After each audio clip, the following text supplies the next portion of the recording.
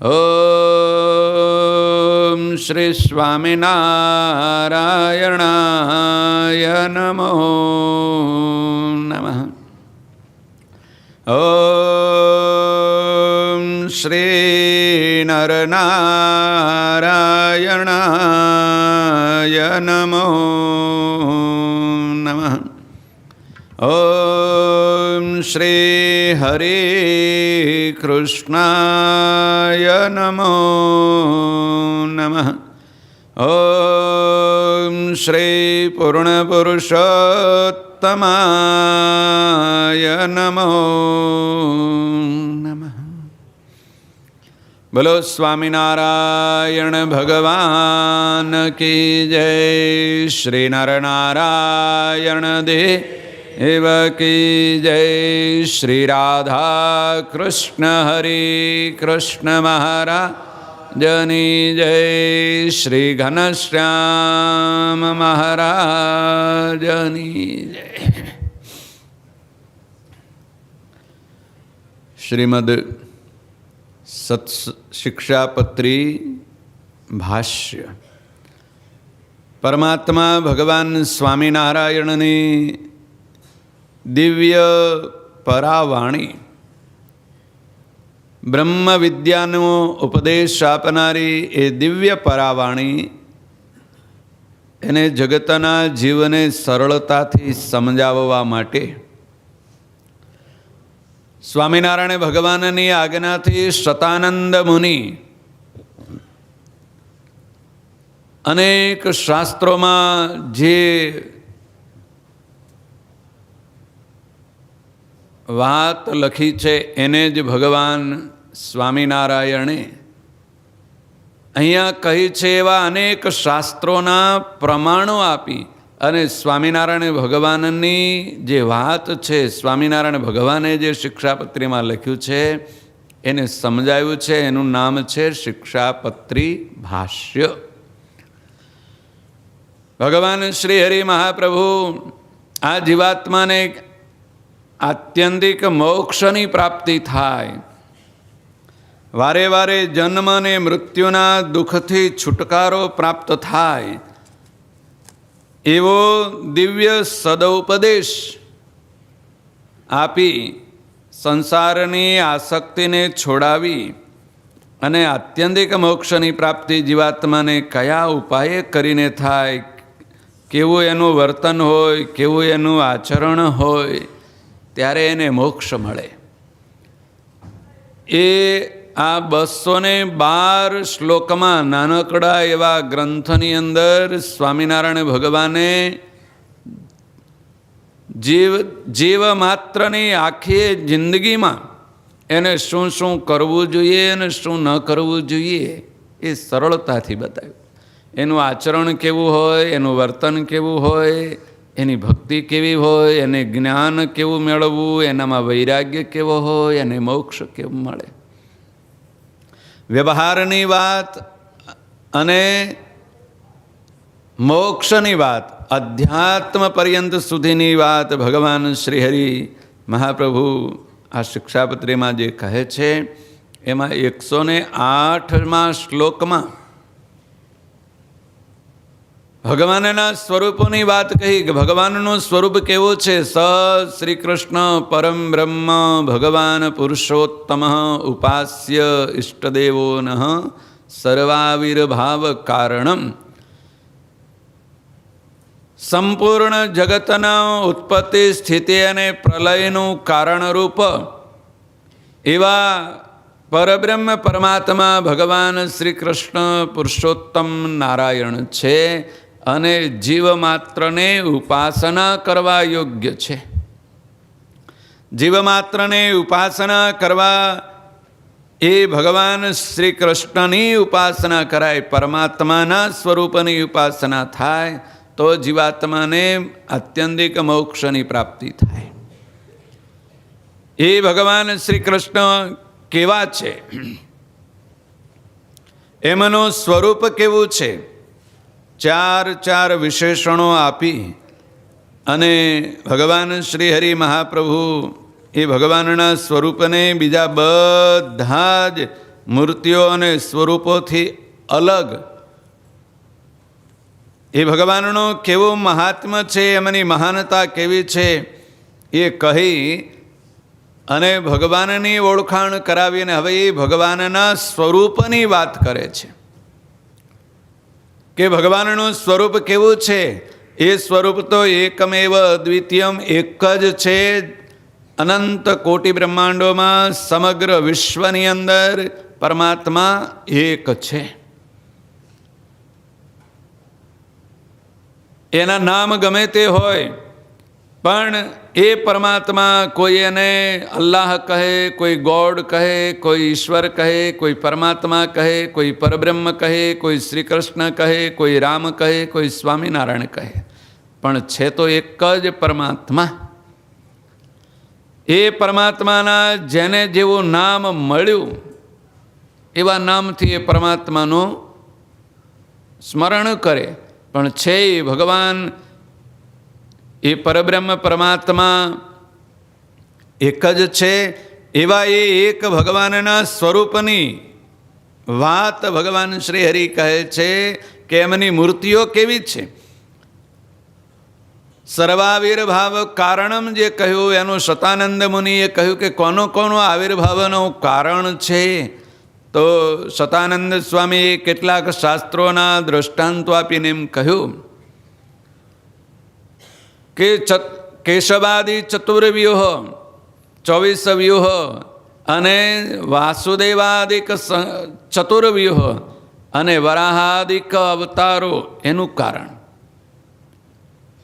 વાસુદેવ, સંકર્ષણ, પ્રદ્યુમ્ન અને અનિરુદ્ધ એ ચતુર્વ્યૂહ, કેશવ આદિક ભગવાનની 24 મૂર્તિઓએ અને વરાહાદિક ભગવાને જે અવતારો ધારણ કર્યા છે એ બધા જ અવતારોને ધારણ કરનારા એ ભગવાન શ્રી કૃષ્ણ પુરુષોત્તમ નારાયણ છે. જ્યારે જ્યારે જેવો જેવો રૂપ ધારણ કરે છે ત્યારે તેવા તેવા રૂપના દર્શન જગતના જીવાત્માને થાય છે. પણ છે તો એક જ, એમાં ભેદ ક્યારેય સમજવો નહીં. એની દ્રઢતા કરાવવા માટે 4 શ્લોકથી એ ભગવાનના રૂપ જગતમાં કેવા કેવા પ્રસિદ્ધ છે પણ છે એક જ એ ઓળખાવે છે. અહીંયા 109મા શ્લોકથી લઈ અને 12મા શ્લોક સુધી 9, 109, 110, 111 અને 112 આ 4 શ્લોકનો અર્થ ભેળો છે. એનું અનુસંધાન એક જ વાક્યમાં કહેવાનું છે, પણ એ 4 શ્લોક સુધી કરીને કહે છે તે ભગવાન સ રાધયાયુતો જ્ઞેયો રાધા કૃષ્ણ ઇતિ પ્રભુ રૂક્મિણ્યા રમયો પેતો લક્ષ્મીનારાયણ સહી જ્ઞેયો અર્જુનેન યુતો અસૌ નરનારાયણાભિદ બલભદ્રાદિયોગેન તત્તજનામોચ્યતે સચ એતે રાધાદયો ભક્તાસ્તસ્ય સ્યુઃ પાર્શ્વતઃ ક્વચિત તદેઅંગે અતિસ્નેહાત સ તુ જ્ઞેયઃ સદૈકલઃ અતશ્ચ અસ્ય સ્વરૂપેષુ ભેદો જ્ઞેયો ન સર્વથા ચતુરાદિભુજત્વં તુ દ્વિબાહોસ્તસ્ય ચ ઐચ્છિકં. હવે એ ભગવાનના સ્વરૂપની જગતમાં જે ભક્તિ થાય છે, જે ઉપાસના થાય છે, જે દર્શન થાય છે અને એ ભગવાનના સ્વરૂપને પોતાના ઈષ્ટદૈવ કરીને જીવો માને છે અને પૂજે છે, એ કેવા કેવા સ્વરૂપો છે એ સ્વામિનારાયણ ભગવાન પહેલું કહે છે કે એ ભગવાન શ્રી કૃષ્ણ પરમાત્મા એની સાથે રાધાજી હોય તો એને જગતમાં રાધા કૃષ્ણ એવા નામથી ઓળખે છે. રાધા કૃષ્ણ કહેવાથી ભગવાન બદલાઈ જતા નથી. એ જ ભગવાન પરબ્રહ્મ પરમાત્મા પુરુષોત્તમ નારાયણ છે. કયા? જે આગળના શ્લોકમાં કહેવામાં આવ્યા છે, જેનું સ્વરૂપનું વર્ણન કર્યું છે. સ શ્રી કૃષ્ણ પરમ બ્રહ્મ ભગવાન પુરુષોત્તમ. અને વળી પાછા ઉપાસ્ય અને ઇષ્ટદેવ છે. અને સર્વાવિર્ભાવ કારણમ, સર્વ જગત માત્રના, વિશ્વ માત્રના ઉત્પત્તિનું, આવિર્ભાવનું જે કારણ એવા એ શ્રી કૃષ્ણ છે. એ શ્રી કૃષ્ણ જ્યારે રાધાજીની સાથે બિરાજમાન હોય ત્યારે એને રાધા કૃષ્ણ એવા નામથી ઓળખાય છે, એવા નામથી ભજન સ્મરણ થાય છે. રાધયતી સાધયતી આરાધયતી રાધા. ભક્તજનોના મનોરથોને પૂર્ણ કરે, આશ્રિતના ઈચ્છાઓને પૂર્ણ કરે, એવા જેના 3 અર્થ છે. રાધા શબ્દના પ્રથમ આવી ગયું છે પહેલા જ શ્લોકમાં, મંગલાચરણમાં શતાનંદ મુનિએ રાધા શબ્દનો સરસ વિસ્તારપૂર્વક અર્થ સમજાવ્યો. જે કોઈ જીવાત્મા ભગવાનના શરણે આવે એ શરણાગત ભક્તના જે કંઈ સત્કર્મો છે, એના પુણ્યકર્મો છે, એની સાધના, એની આરાધના, એનો જપ, એનો તપ, એને બરોબર પરિપક્વ કરે, ફળપ્રદ કરે. ફળ ક્યારે મળે? કે જ્યારે બરોબર પરિપક્વ સત્કર્મ થાય ત્યારે ફળની પ્રાપ્તિ થાય. જેમ કંઈ પ્રોડક્શન કરવું હોય, એ ખેતરમાં પ્રોડક્શન થાય કે ફેક્ટરીમાં પ્રોડક્શન થાય, પણ એની કિંમત ક્યારે મળે? ફેક્ટરીમાં પ્રોડક્શન થયું હોય તો એનું સુંદર સરસ પેકિંગ કરીને બજારમાં મૂકો તો એની કિંમત મળે. અને ખેતરમાં પ્રોડક્શન થયું હોય અનાજ, તો એ ખેતરમાંથી લાવી એને સ્વચ્છ કરી જુદું પાડી, એમાંથી કચરો અને ઘાસ જુદું પાડીને એ અનાજને બજારમાં મૂકો તો એની કિંમત મળે. એમને એમ કિંમત મળે નહીં. ખેતરમાં ઘણું બધું પાક્યું હોય પણ એ ખેતરમાંથી કોઈ લાવે નહીં, એને જુદું પાડે નહીં. બાજરીમાં પેલા બાજરીયા હોય એમાંથી જુદી પાડીને પછી એની બોરીઓ ન ભરાય તો એની કિંમત મળે નહીં. એમ ફેક્ટરીમાં પ્રોડક્શન થતું હોય, આ તો યંત્રયુગ છે ને, તમારે ત્યાં ફેક્ટરીઓ જ બધી બહુ હોય, હે જાત જાતનું એમાં પ્રોડક્શન થતું હોય. કોઈ મેડિકલની મેડિસિન પ્રોડક્શન કરતું હોય ને, કોઈ બીજું કરતું હોય ને, કોઈ નાના મોટા સાધન સામગ્રી, પણ એનું સરસ પેકિંગ કરી અને પછી બજારમાં મૂકે તો કિંમત મળે. એટલે ભક્ત, ભગવાનને શરણે આવેલો ભક્ત, એ ભક્ત સત્કર્મ કરે, ભગવાનની ભક્તિ કરે, ભગવાનના મંત્રનો જપ કરે, તપ કરે, યજ્ઞ કરે, હોમ કરે, વ્રત કરે, દાન કરે, પુણ્ય કરે, જે કાંઈ સત્કર્મ કરે છે એ બધું સત્કર્મ તો જેમ ખેતરમાં અનાજ પાકે છે એના જેવું છે, જેમ ફેક્ટરીમાં ઘણું બધું પ્રોડક્શન થાય છે એના જેવું છે. પણ એને બરોબર વ્યવસ્થિત કરવાનું એ કોણ કરે? એ પરમાત્માની આ રાધિકા નામની જે શક્તિ છે એ શક્તિ દ્વારા પરમાત્મા એ કાર્યને, ભક્તના કાર્યોને સિદ્ધ કરાવે છે. એટલે શતાનંદ મુનિ કહે છે કે સંસ્કૃત ભાષાના વ્યાકરણના નિયમ પ્રમાણે, ગ્રામેટિકલ નિયમ પ્રમાણે રાધયતી, સાધયતી, આરાધયતી ઇતિ રાધા, જેના 3 અર્થ થાય છે. એને પરિપક્વ બનાવે છે. પુણ્યકર્મને, સત્કર્મને, એની ભક્તિને, એની આરાધનાને પરિપક્વ બનાવે. રાધનોતી ઇતિ રાધા, રાધે છે બરોબર. એને કુકિંગ કરે ને પાકવે ને, અનાજ પકવે ને રસોઈ બને પછી ખાવામાં કામ આવે ને, એમ બરોબર એના સત્કર્મને પરિપક્વ બનાવે છે. રાધનોતી, સાધયતી, ભેળું કરે છે.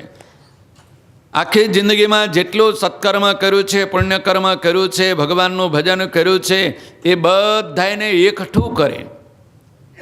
આપણે ગુજરાતીમાં એવું નથી કહેતા કેટલાય જન્મોના પુણ્ય ભેળા થયા હશે ત્યારે એને આવું સુખ મળ્યું છે. ભેળા થાય ત્યારે મળે ને. એ ભેળા કેમ થાય?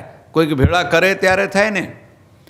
એ પરમાત્માની આ દિવ્ય એવી શક્તિ, એ શક્તિએ યુક્ત જ્યારે પરમાત્મા હોય, એ ભગવાન શ્રી કૃષ્ણ પુરુષોત્તમ નારાયણ પોતાની દિવ્ય એવી જે રાધિકા શક્તિ એની સાથે હોય, ત્યારે રાધા કૃષ્ણ એવા નામથી એ ભગવાન ઓળખાય છે.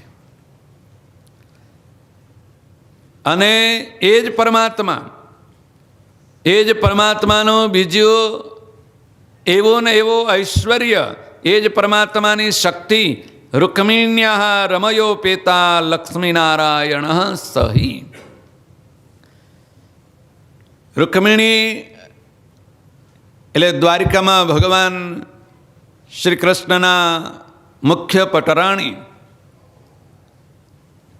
જેને રમયા એટલે લક્ષ્મીજી. સતાનંદ મુનિ અહીંયા એવું લખે છે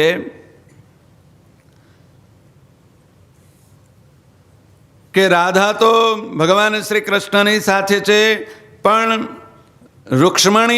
રૂક્મિણ્યા ભીષ્મક ગૃહે પ્રાદુર્ભૂતયા રૂક્મિણી સંજ્ઞયા. ભીષ્મક નામના રાજાના ઘરે સાક્ષાત લક્ષ્મીજીએ જન્મ લીધો હતો અને એમનું નામ પડ્યું હતું, ભીષ્મક રાજાએ રૂક્મિણી એવું નામ પાડ્યું હતું. જેમ વસુદેવ અને દેવકીના ઘરે એ પરમ બ્રહ્મ પરમાત્મા ભગવાન પુરુષોત્તમ નારાયણે અવતાર ધારણ કર્યો, એટલે વસુદેવ અને એમના પુરોહિતે પરમાત્માનું નામ પાડ્યું કૃષ્ણ. એવી જ રીતે લક્ષ્મીજીએ ભીમક રાજાના ગૃહે જન્મ ધારણ કર્યો, એટલે એના માતા પિતાએ નામ પાડ્યું રૂક્મિણી. સતાનંદ મુનિ કહે છે કે આવું શ્રીમદ ભાગવત આદિક ગ્રંથમાં પણ લખેલું છે અને વિષ્ણુ પુરાણમાં પણ લખ્યું છે કે રાઘવત્વે અભવત સીતા રૂક્મિણી કૃષ્ણ જન્મની. વિષ્ણુ પુરાણમાં ભગવાન વિષ્ણુ નારાયણ નારદજીને ઉપદેશ આપતા એમ કહે છે કે આ લક્ષ્મીજી જ્યારે મેં મર્યાદા પુરુષોત્તમ ભગવાન રામનું સ્વરૂપ ધારણ કર્યું હતું, રામનો અવતાર ધારણ કર્યો હતો, ત્યારે લક્ષ્મીજી સીતા બનીને મારી સાથે હતા. અને જ્યારે શ્રી કૃષ્ણ જન્મ ધારણ કર્યો ત્યારે આ લક્ષ્મીજી રૂક્મિણી નામ ધારણ કરી અને મારી સાથે હતા. રાઘવત્વે અભવત સીતા રૂક્મિણી કૃષ્ણ જન્મની. આ વિષ્ણુ પુરાણમાં ભગવાન વિષ્ણુ નારાયણનું વાક્ય છે. એટલે સતાનંદ મુનિ કહે છે સ્વામિનારાયણ ભગવાને એક સાથે બેના નામ લીધા છે. રૂક્મિણ્યા રમયો પેતા લક્ષ્મી નારાયણ સહી. તે જ પરબ્રહ્મ પરમાત્મા લક્ષ્મીજી સાથે બિરાજમાન હોય ત્યારે એમને લક્ષ્મી નારાયણ એવા નામથી જગત ઓળખે છે, ભજે છે, સ્મરણ કરે છે અને ઓળખાય છે. જ્યારે જ્યારે જેવી જેવી ઐશ્વર્ય શક્તિએ યુક્ત પરમાત્માનું સ્વરૂપ હોય ત્યારે એ પરમાત્માના સ્વરૂપને ઓળખી અને જગતના જિજ્ઞાસુ જીવ એનું સ્મરણ કરે, ભજન કરે અને પોતાની બધી જ કામનાઓ, ઈચ્છાઓ અને મનોરથોને પૂર્ણ કરે છે. એવા એ ભગવાન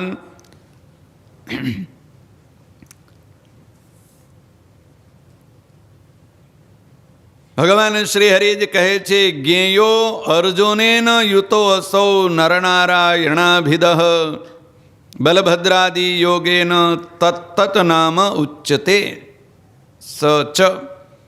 કે એ જ ભગવાન જેમ પહેલા બે નામ આવ્યા, રાધાજી એ સહિત હોય ત્યારે એ ભગવાન રાધા કૃષ્ણ, લક્ષ્મીજી એ સહિત હોય ત્યારે લક્ષ્મીનારાયણ, અને જ્યારે અર્જુન એ સહિત હોય, અર્જુન સાથે ઊભા હોય ત્યારે એ ભગવાનને નરનારાયણ કહેવાય છે.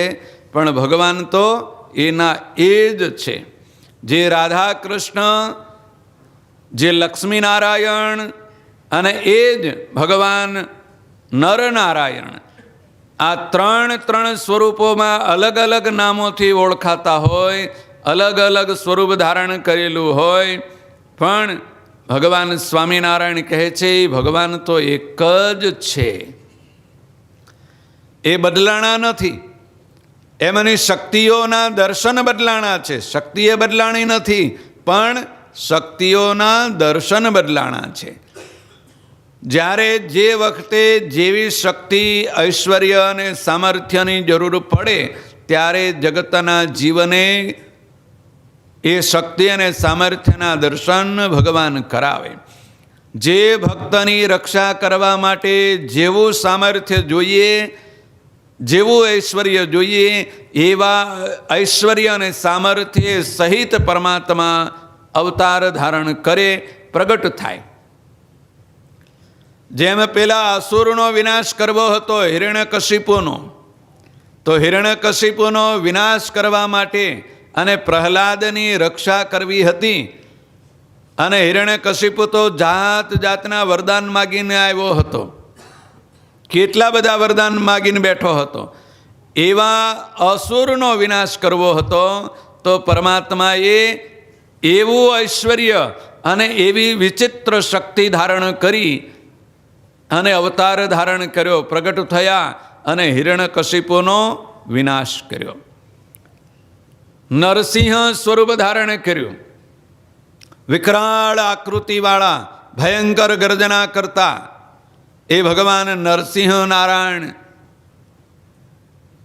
સ્વતંત્ર છે, ગમે ત્યાંથી પ્રગટ થાય, થાંભલામાંથી પ્રગટ થયા અને પેલા હિરણ્યકશિપુનો વિનાશ કરી અને પોતાના ભક્ત એવા પ્રહલાદની રક્ષા કરી. કોઈ પ્રેમી ભક્ત હોય, એને દર્શન દેવા હોય તો એ રાધિકા એ પ્રેમનું સ્વરૂપ છે. કેવું સ્વરૂપ છે? પ્રેમનું સ્વરૂપ છે. તો પ્રેમી ભક્તને દર્શન દેવા હોય ત્યારે એ જ પરમાત્મા રાધિકાને અમની શક્તિએ યુક્ત દર્શન આપે ત્યારે રાધા કૃષ્ણના નામથી ઓળખાય. કોઈ સમૃદ્ધિવાન, સમૃદ્ધિની ઈચ્છા કરનારો હોય, સંપત્તિની ઈચ્છા કરનારો હોય, ધન સમૃદ્ધિની ઈચ્છા કરવાવાળો હોય અને ધન સમૃદ્ધિ માટે ભગવાનનું ભજન કરતો હોય તો જગતની સંપત્તિ અને જગતનું ધન એટલે લક્ષ્મી અને જગતની શોભા એટલે શક્તિ, એ સામર્થ્ય જ્યારે યુક્ત હોય ત્યારે લક્ષ્મી નારાયણ સ્વરૂપે એ પરમાત્મા ભક્તના મનોરથોને, ઈચ્છાઓને પૂરા કરે. પણ જ્યારે જીવાત્માને, જગતના કોઈ જીવને આત્યંતિક મોક્ષ જોતો હોય અને આત્યંતિક મોક્ષની ઈચ્છાવાળો હોય, એ જગતના ભોગને, જગતના વૈભવને, જગતની ધન સંપત્તિને, જગતના વિષયાસક્તિને છોડી, મોહને, આસક્તિને, મમતાને છોડી, જગતના પદાર્થોમાં સ્નેહને છોડે, પ્રેમને છોડી દઈ અને કેવલ ભગવાનને ઈચ્છતો હોય એવો જે ભક્ત, જેને આત્યંતિક મોક્ષની ઈચ્છાવાળો ભક્ત હોય અને એવા ભક્તને જો આરાધના કરવી હોય, એવા ભક્તને પરમાત્માના સ્વરૂપનો સાક્ષાત્કાર કરવો હોય, એ ભગવાનના સ્વરૂપના દર્શન કરવા હોય ત્યારે પરમાત્મા તપસ્વીના જેવો રૂપ ધારણ કરી અને નરનારાયણ સ્વરૂપે દર્શન આપે. એટલે ભગવાન સ્વામિનારાયણ કહે છે, જ્ઞેયો અર્જુનેન યુતો અસૌ નરનારાયણ ભિદઃ. રાધિકાજી છે એ પ્રેમનું સ્વરૂપ છે, લક્ષ્મીજી ધન સંપત્તિ વૈભવનું સ્વરૂપ છે અને અર્જુન એ તપની મૂર્તિ છે. હા, 14 વર્ષ સુધી વનમાં નિવાસ કર્યો અને એ કઠોર તપ કર્યું. ત્યારે મહાભારતના રણસંગ્રામમાં અર્જુનના શરીરમાં ભગવાન નરનો પ્રવેશ થયો અને દ્વારિકાધીશ ભગવાને અર્જુનને પોતાના સખા અને મિત્ર બનાવ્યા. કેમ મિત્ર બનાવ્યા? સખાને મિત્ર બનાવ્યા કે અર્જુન, સ્વામિનારાયણ ભગવાને વચનામૃતમાં કહ્યું છે કે અખંડ બ્રહ્મચર્ય પાલન કરે ને જો યતિ કોઈ હોય તો આ સભામાં બેઠેલા બ્રહ્માનંદ સ્વામી છે એ અર્જુન જેવા યતિ છે, હનુમાનજી મહારાજ છે એ યતિ છે. એટલે સંયમી જીવન જેને જીવતો હોય, સંયમ, પોતાની બધી જ ઇન્દ્રિયો પોતાના બરોબર કાબૂમાં હોય, 5 જ્ઞાનેન્દ્રિયો, 5 કર્મ ઇન્દ્રિયો અને 11મું મન એ કાબૂમાં હોય, એનું નામ કહેવાય સંયમ. અને અર્જુનનું નામ શાસ્ત્રોમાં અને ગીતામાં ભગવાન શ્રી કૃષ્ણના મુખેથી નીકળ્યા છે ઘણા બધા નામમાં. એમાં એક નામ એવું છે ગુડાકેશ, ગુડાકાણામ ઈશ ગુડાકેશ, એટલે ઇન્દ્રિયોનો નિયંતા, ઇન્દ્રિયોનો ઈશ્વર. કોનો ઈશ્વર? ઇન્દ્રિયોનો ઈશ્વર. પોતાની ઇન્દ્રિયોનો પણ નિયમન કરે, કંટ્રોલમાં રાખે એવો જે સંયમી પુરુષ, પોતાની મરજી સિવાય ઇન્દ્રિયોને વિષયોમાં જવા જ નથી દેતો એવો જે સંયમી છે એ અર્જુન છે. જ્યાં સંયમ હોય એટલે તપ, ઇન્દ્રિયોને વિષયોમાં જવા ન દેવી, વિષયોથી તલપાપડ થયા કરતી હોય એનું નામ તપ, વિષયોમાં પ્રવેશ ન કરી શકે એ જીવ. એને વચનામૃતમાં સ્વામિનારાયણ ભગવાને એવું કહ્યું કે આ જીવ કેવો છે કે આ પંચભૂતના શરીરમાં 24 તત્વનું બનેલું શરીર, એમાં 24 તત્વો છે અને 25મો જીવાત્મા છે, એ શરીરનો રાજા છે. રાજા જો બળવાન હોય તો એના રાજ્યની પ્રજા બધી સુખી હોય, અને રાજા જો બળવાન ન હોય તો પ્રજાને પેલા દસ્યુઓ, ચોર લૂંટારાઓ અને આડોશી પાડોશી રાજ્યની પ્રજા અને બીજા રાજાઓ એના બધાયનો ભય હોય, એટલે પ્રજા સુખી ન હોય. એટલે જેનો રાજા બળવાન એની પ્રજા સુખી, એમ જેનો જીવાત્મા બળવાન, જેનો જીવ બળવાન હોય, એ બળવાન જીવ હોય તો ઇન્દ્રિયોને પણ સુખ મળે. શું સુખ મળે? પરમાત્માનું સુખ મળે, જે શાશ્વત સુખ છે એ સુખની પ્રાપ્તિ થાય. અવિનાશી એવા સુખની પ્રાપ્તિ થાય, વિનાશી નહીં. શાશ્વત સુખ પ્રાપ્ત થાય, પરમાત્માના ધામની પ્રાપ્તિ થાય, એવું સુખ જોતું હોય, એવો આનંદ જોતો હોય, આત્યંતિક મોક્ષ જોતો હોય તો ઇન્દ્રિયોને સંયમમાં રાખે, પરમાત્માના સ્વરૂપમાં જોડી રાખે. એટલે અર્જુને યુક્ત હોય એવા સંયમે યુક્ત જે ભગવાનના ભક્ત હોય એને એ પરમાત્માનું સેવન પૂજન કરવું હોય, અર્ચન કરવું હોય તો ભગવાન શ્રી હરિ કહે છે અસૌ નરનારાયણાભિધ. નરનારાયણ એવા શુભ નામથી એ જગતમાં પ્રસિદ્ધ છે. બલભદ્રાદિ યોગેન તત્તત નામોચ્યતે. બલભદ્ર આદિ શબ્દ કહ્યો છે. એટલે ભગવાન શ્રી કૃષ્ણના મોટા ભાઈ વસુદેવજીના પુત્ર રોહિણીના ઉદરથી જેમનો જન્મ થયો છે, જેનો બલદેવજી એવું નામ છે, જેને સંકર્ષણ પણ કહેવાય છે, જે સાક્ષાત શેષ નારાયણનો અવતાર છે, એ બલભદ્રની સાથે હોય તો એને રણછોડ ત્રિકમરાય કહેવાય. બલભદ્રની સાથે હોય અને એમાંય ભગવાન શ્રી કૃષ્ણના ભાભી રેવતીજી સાથે હોય તો રેવતી બળદેવજી કૃષ્ણ એવા નામથી પણ ઓળખાય. પણ ભગવાન તો છે એકના એક.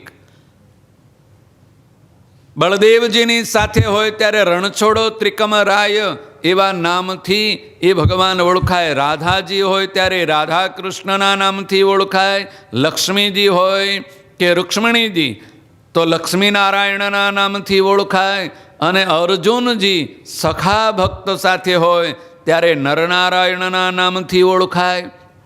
અને એમના ભાઈ કુટુંબી એવા બલભદ્ર એટલે બળદેવજી સાથે હોય ત્યારે રણછોડ ત્રિકમરાયજીના નામથી ઓળખાય.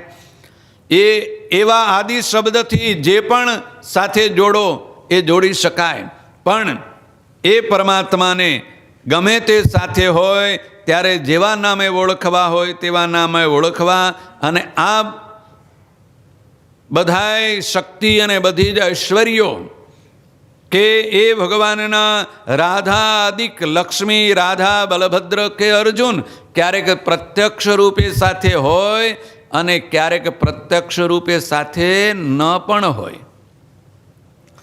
કહે છે ક્વચિત તદંગે અતિ સ્નેહાત સતુ જ્ઞેય તદૈકલહ. ક્યારેક અતિશય સ્નેહના કારણે, અતિશય સ્નેહ હોય તો હૃદયમાં ધારણ કરી રાખ્યા હોય, રાધાજીને હૃદયમાં ધારણ કરી રાખ્યા હોય, લક્ષ્મીજીને વક્ષસ્થળમાં ધારણ કરી રાખ્યા હોય, અર્જુનજીને પોતાના સાથે અંગમાં ધારણ કરી રાખ્યા હોય, બળદેવજીને પોતાના અંગમાં ધારણ કરી રાખ્યા હોય, ત્યારે દેખાય તો એક.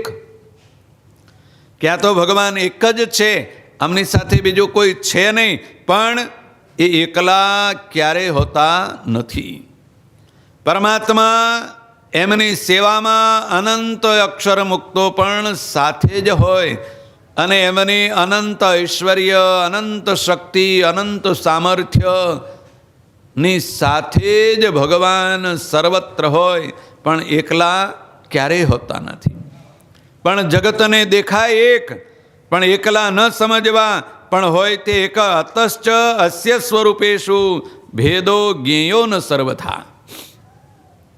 ભગવાન શ્રી હરિ મહાપ્રભુ કહે છે કે ક્યારેક ભક્તોના દર્શન થાય, ક્યારેક ભક્તોના દર્શન ન થાય, ક્યારેક ભગવાન બે સ્વરૂપે બિરાજમાન હોય, ક્યારેક ભગવાન એક જ સ્વરૂપે બિરાજમાન હોય. એ તો સ્વતંત્ર છે.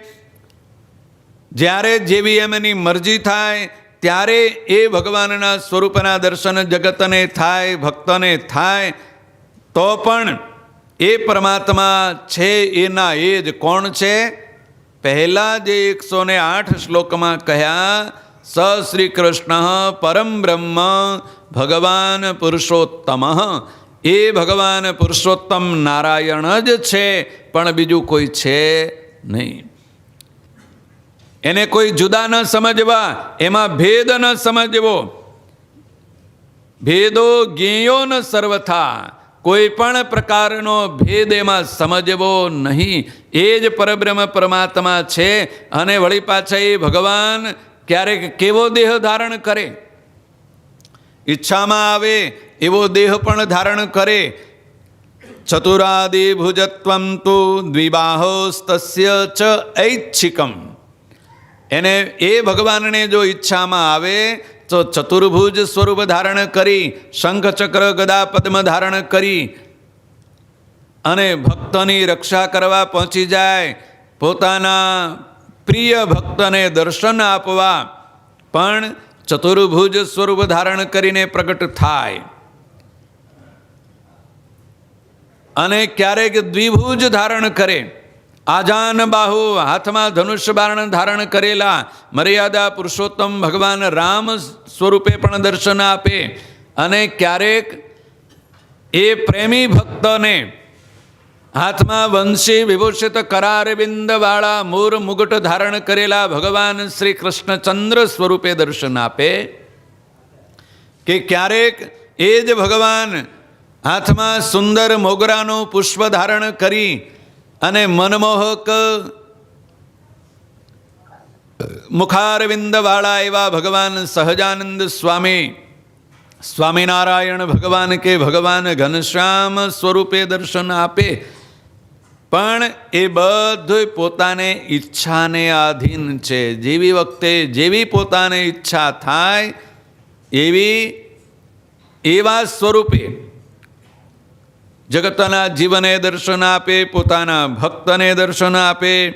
પણ ભગવાન શ્રી હરિ કહે છે કે એ પરમાત્માના સ્વરૂપમાં કોઈ પણ પ્રકારનો ભેદ સમજવો નહીં કે આ ચતુર્ભુજ જુદા છે ને દ્વિભુજ જુદા છે, આ રાધા કૃષ્ણ જુદા, ના લક્ષ્મીનારાયણ જુદા, ના નરનારાયણ જુદા, આ બીજા ભગવાન છે, આ મારા ને આ તારા, એવા જે ભેદ ઉત્પન્ન કરે, અને જ્યાં ભેદ ઉત્પન્ન થાય ત્યાં ભગવાન ન હોય ત્યાં મોક્ષ ન મળે. જ્યાં ભગવાન ન હોય ત્યાં મોક્ષની પ્રાપ્તિ થતી નથી. હા, શાસ્ત્રો એવું કહે છે, નીતિશાસ્ત્ર એમ કહે છે કે પક્ષપાતે કરીને જગતના જીવનું જેવું ભૂંડું થાય છે, એવું બીજા કોઈ પાપ કર્મે કરીને પણ ભૂંડું થતું નથી. પાપ કર્મનું તો પ્રાયશ્ચિત હોય કે જાણતા અજાણતા પાપ થઈ ગયું તો સ્વામિનારાયણ ભગવાને આજ્ઞા કરી કે યાજ્ઞવલ્ક્ય ઋષિની સ્મૃતિમાં જે કાંઈ જાણે અજ્ઞાને નાનું મોટું પાપ કર્મ થઈ ગયું કે ભૂલ થઈ ગઈ કે અપરાધ થઈ ગઈ તો એનું પ્રાયશ્ચિત કરવાનો વિધિ યાજ્ઞવલ્ક્ય ઋષિની સ્મૃતિમાં યાજ્ઞવલ્ક્ય ઋષિએ બતાવ્યો છે કે આવું નાનું પાપ થઈ ગયું છે, આવો નાનો અપરાધ થઈ ગયો છે, કે આવું મોટું પાપ થઈ ગયું છે કે મોટો અપરાધ થઈ ગયો છે, તો એનું આટલું પ્રાયશ્ચિત કરવામાં આવે એટલે એ અપરાધ માફ થઈ જાય. એ પાપ હોય તો એ પાપ બળીને ભસ્મ થઈ જાય, એટલે નિર્ધૂત કલ્મશ નિષ્પાપ બની જાય જીવાત્મા.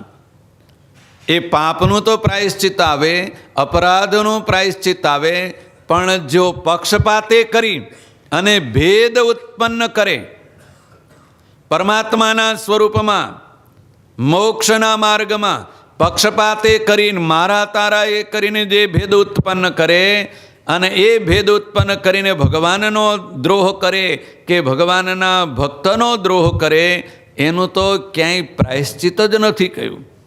એનાથી તો છુટકારો જ ન થાય. એટલે ભગવાનના સ્વરૂપમાં ક્યારેય પણ કોઈ પણ ભેદ ઉત્પન્ન કરતો હોય કે આ નાનું છે ને આ મોટું છે ને આ આમ છે ને આ તેમ છે, અને એ ભેદ ઉત્પન્ન કરનારાની બુદ્ધિ તો ભ્રમી હોય, પણ આપણી બુદ્ધિ ન ભ્રમે અને ભગવાનના સ્વરૂપમાં કોઈ પણ પ્રકારે ભેદ ન થાય અને ભગવાનનો અપરાધ ન થાય. એટલે સાવધાન રહેવા માટે ભગવાન શ્રીહરિ આ ચાર શ્લોકો કહ્યા છે. બીજું બધું અઘરામાં અઘરું જ્ઞાન હતું, એના માટે એક જ શ્લોકમાં ભગવાને સૂત્ર રૂપમાં સમજાવી દીધું કે ભગવાનનું સ્વરૂપ ઓળખવું, ભગવાન કેવા છે. જગતના મોટા મોટા આચાર્યો, મોટા મોટા ફિલોસોફરો, મોટા મોટા તત્વજ્ઞાનીઓ જે પરમાત્માના સ્વરૂપને ઓળખવા માટે, ભગવાનના સ્વરૂપને જાણવા માટે એની ચર્ચા કરવામાં, શાસ્ત્રાર્થ કરવા બેસી જાય તો દિવસોના દિવસો સુધી એનો અંત ન આવે. અને રામાનુજાચાર્ય કે શંકરાચાર્ય કે વલ્લભાચાર્ય જેવા મોટા મોટા આચાર્યોએ ભગવાનના સ્વરૂપનું પ્રતિપાદન કરવા બેસે તો મોટા મોટા ગ્રંથો લખી નાખે. મોટા મોટા ગ્રંથો લખી નાખે. એ જ પરમાત્માના સ્વરૂપને ભગવાન સ્વામિનારાયણે જગતના જીવને સરળતાથી સમજાય અને સૌને સમયની અનુકૂળતામાં સંક્ષિપ્તમાં સમજાઈ જાય. એટલે એક જ શ્લોકમાં સ શ્રી કૃષ્ણ પરમ બ્રહ્મ ભગવાન પુરુષોત્તમ ઉપાસ્ય ઇષ્ટદેવો નઃ સર્વાવિર્ભાવ કારણમ. આ એક જ શ્લોકમાં એ ભગવાનનું સ્વરૂપ સમજાયું, સરળતાથી સમજાઈ ગયું. પણ આ વાતને સમજાવવા માટે ચાર શ્લોકો લખવા પડ્યા. ભગવાન પણ જાણતા હતા કે જીવ એવા પક્ષપાતે કરી અને ભગવાનમાં પણ ભેદ ઊભા કરે છે, અને એ ભેદ ઊભા કરે એના કારણે એણે કરેલું જપ, તપ, વ્રત, ભક્તિ, આરાધના આ બધું નિષ્ફળ ચાલ્યું જાય. ભેદ ઉત્પન્ન થાય ને એટલે નિષ્ફળ ચાલ્યું જાય. નિષ્ફળ કેમ જાય? આપણે ગુજરાતીમાં એક કહેવત છે, અત્યારે તો અહીં તમે દળવાનું ચક્કીએ કોઈ જોઈ નહીં હોય, બધું તૈયાર આવે ને, પણ જ્યારે મશીનો નહોતા, જ્યારે ઇલેક્ટ્રિસિટી નહોતી, ત્યારે ગામડામાં બહેનો ઘંટી લઈને દળે, આમ આમ ખેંચે, 2-3 કલાક સુધી દળ દળ દળ કરે, ત્યારે ઘરમાં જેટલાને રોટલા રોટલી જોતી હોય એટલો લોટ તૈયાર થાય. હવે ગુજરાતીમાં એ વખતની એવી કહેવત પડી ગઈ છે, દળી દળીને ઢાંકણીમાં ઉઘરાવે, કે ઉઘલાવે. સમજણ પડે ને? ખબર ન પડે, શબ્દ અઘરો છે, કારણ જોયું ન હોય ને. હા, આખી રાત દળે, 2-3 કલાક સુધી સવારમાં વહેલા ઉઠીને દળે દળી અને પછી એ લોટ ભેળો કરવાનો હોય તો ક્યાં ભેળો કરે? કે પેલી થૂંકદાની હોય ને, તમે કરો ને એસ્ટ્રે, તમારી એસ્ટ્રે, એ એસ્ટ્રેમાં બધો લેટ નાખ્યો હોય તો એ શું કામનો? પિચકારીઓ મારી હોય ને થૂંક નાખ્યું હોય ને પછી એમાં એસ પડી હોય ને એમાં લોટ નાખે તો કામમાં આવે નહીં ને, ફેંકી દેવો પડે. એમ દળી દળીને ઢાંકણીમાં ઉઘલાવ્યું, એના જેવું થયું. કે મહેનત બધી બહુ જાજી કરે, એટલી બધી મહેનત કરી અને એ મહેનત કરીને જે ફળ લેવાનું છે અને જે ફળ પ્રાપ્ત કરવાનું છે, એ ફળ પ્રાપ્ત કરવાનો વારો આવે ત્યાં નાખી દેવાની જગ્યા હોય ત્યાં મૂકી દે, એટલે એ મહેનત એની બધી નિષ્ફળ જાય. એટલે આ જીવનો આવો સ્વભાવ પડી ગયો છે, દળી દળીને ઉઘલાવે છે ઢાંકણીમાં. હા, ભજન કરે, ભક્તિ કરે, જપ કરે, તપ કરે, હા, કેટલાય કડક કડક ધર્મો પાળે, નિયમો પાળે ને આવું બધું કરે, પણ મારા તારાનો ભેદ ઊભો કરે, ભગવાનમાં ભેદ ઊભો કરે, જગતમાં ભેદ ઊભો કરે તો કંઈક ચાલ્યું જાય કે આ સારું છે ને આ નબળું છે, તો એમાંથી વૈરાગ્ય થાય તો કંઈક સારું થાય. પણ ભગવાનના સ્વરૂપમાં પણ ભેદ ઊભા કરે. એ ભગવાનના સ્વરૂપમાં ભેદ, જેની ભક્તિ કરે છે, જેની આરાધના કરે છે, જેના મંત્રનો જપ કરે છે, એનો દ્રોહ કરી આવે, એનો અપરાધ કરી આવે, એને જેવા તેવા શબ્દો બોલી આવે, જેવી તેવી વાતો કરે કે આ સ્વરૂપ તો આવું છે, આ સ્વરૂપ આવું છે, આવું જે ભેદ ઉત્પન્ન કરે, અને એ ભેદ ઉત્પન્ન કરવાને કારણે એણે કરેલું જપ, એણે કરેલા તપ, એણે કરેલી ભક્તિ, એ બધું નિષ્ફળ ચાલ્યું જાય. આટલું બધું મહેનત કરીને કર્યું, શેના માટે કરવાનું છે? ભગવાનની ભક્તિ કરે છે, કોઈ જપ કરે, કોઈ તપ કરે, કોઈ વ્રત કરે, કોઈ ધર્મનું પાલન કરે, કોઈ જ્ઞાનવાન હોય, કોઈ વૈરાગ્યવાન હોય, એ કુટુંબ પરિવારનો ત્યાગ કરીને ભગવી અલ્ફી પહેરીને બેસી જાય. કોઈ જ્ઞાનવાન હોય, એ કેટલાયને ઉપદેશ આપે, ધર્મનો ઉપદેશ આપે, ભક્તિનો ઉપદેશ આપે, જ્ઞાનનો ઉપદેશ આપે, વૈરાગ્યનો ઉપદેશ આપે. આ બધું કરવાનું કારણ શું? કારણ તો એ જ છે ને કે આ જીવાત્માના ઉપર ભગવાનની પ્રસન્નતા થાય તો એને મોક્ષ મળે.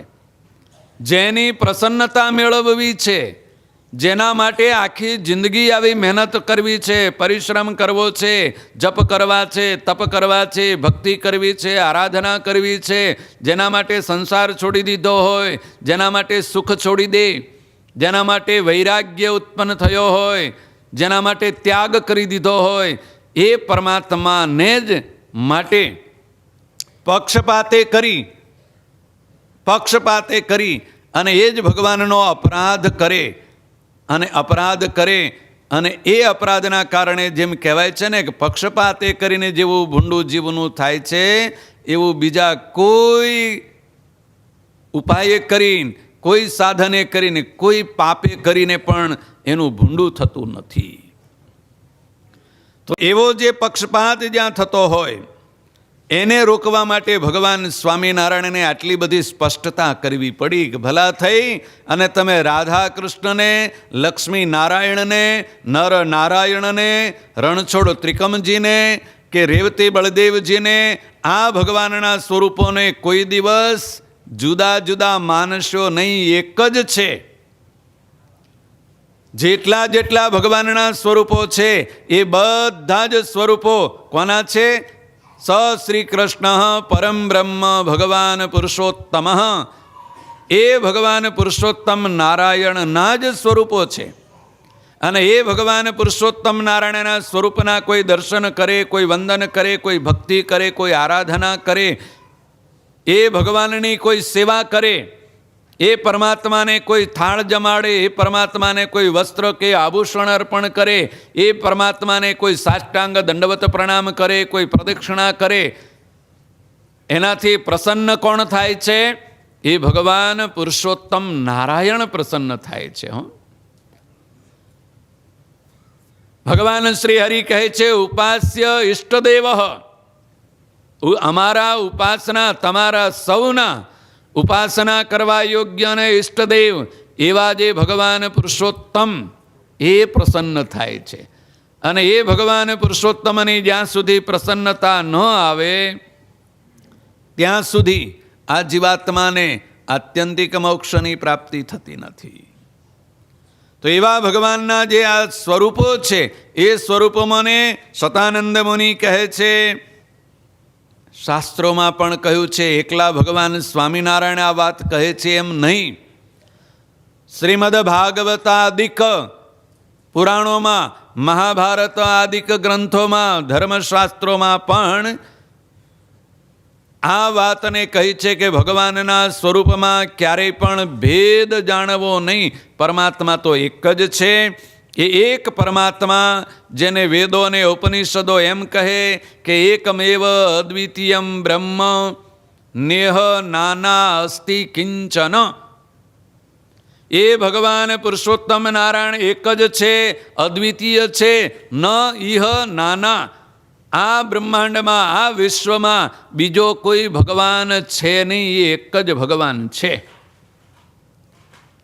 એવા એ ભગવાન, એ પુરુષોત્તમ નારાયણ એવા ભગવાનને, એ ભગવાનના સ્વરૂપમાં એ ભગવાનના ઐશ્વર્યને જોઈ, કે ભગવાનના પ્રતાપને જોઈ, કે ભગવાનના રૂપને જોઈ, ચતુર્ભુજ કે અષ્ટભુજ કે દ્વિભુજ જેવા રૂપને જોઈ અને કોઈ ભેદ ઉત્પન્ન કરે તો એની અધોગતિ થાય. મોક્ષ તો ન મળે, પણ જ્યાં છે ને ત્યાં પણ ન ટકી શકે, ત્યાંથી એની અધોગતિ થાય. અધોગતિ થાય એટલે વધારે નીચે પડે.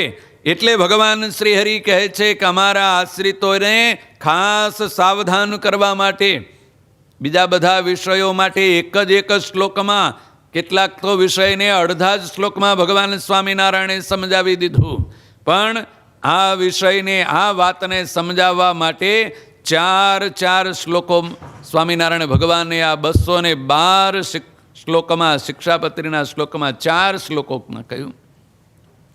સતાનંદ મુનિ કહે છે કે અનેક શાસ્ત્રોમાં પણ એવું કહેવામાં આવ્યું છે. મહાભારતમાં કહે છે, અર્જુને તો નરાવેશ કૃષ્ણો નારાયણ સ્વયં.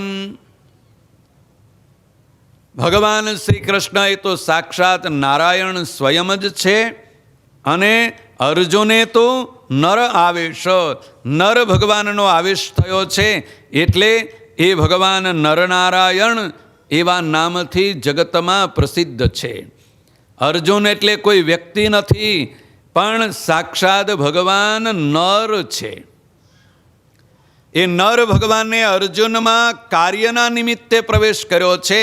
એટલે શાસ્ત્રોમાં એમ કહેવાય છે કે નરનારાયણ હોય ત્યારે કોણ હોય? કે ભાઈ અર્જુન હોય. અર્જુન જેવો સંયમી પુરુષ હોય એના હૃદયમાં ભગવાન નરનો પ્રવેશ થાય. એટલે ભગવાન નર નારાયણ થાય. મહાભારત આદિક શાસ્ત્રોમાં એક ઇતિહાસ બહુ પ્રસિદ્ધ આવે છે. ભગવાન નરસિંહ નારાયણે પ્રગટ થઈ અને હિરણ્યકશિપુનો વધ કર્યો. એનો મોટો ભાઈ હિરણાક્ષ હતો. એનો ભગવાન વરાહ સ્વરૂપ ધારણ કરીને હિરણાક્ષનો વધ થયો. અને હિરણ્યકશિપુનો વધ થયો એટલે હિરણ્યકશિપુના કેટલાક પુત્રો હતા. પ્રહલાદ તો હતા, એ તો સૌથી નાના, પણ પ્રહલાદથી બીજા મોટા પુત્રો હતા જે આસુરી વિદ્યાને ભણેલા હતા. પ્રહલાદને પેલો હિરણ્યકશિપુ આસુરી વિદ્યા ભણાવતો હતો, પણ પ્રહલાદ ભણ્યા નહીં અને ભગવાનનું ભજન કર્યું. પેલા આસુરી વિદ્યા ભણેલા હતા એ હિરણ્યકશિપુનો સૌથી મોટો પુત્ર હતો. એણે મનમાં નક્કી કર્યું કે મારા પિતાનો વધ કરનાર નારાયણનો હું વિનાશ કરું. મારા પિતાએ વરદાન મેળવવામાં થોડીક ભૂલ કરી દીધી. કેટલા વરદાન મેળવ્યા હતા હિરણ્યકશિપુએ, પણ હું હવે એવું તપ કરું અને એવું વરદાન મેળવું કે માને કોઈ મારી જ ન શકે. આ ભૂલ હું ન થવા દઉં.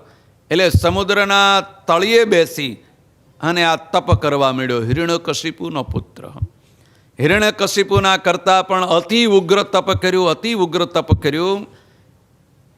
એટલે પિતામહ બ્રહ્માજી પ્રસન્ન થયા કે માગ, વરદાન માગ, શું જોઈએ તારે? વરદાન માગવાનું કહ્યું.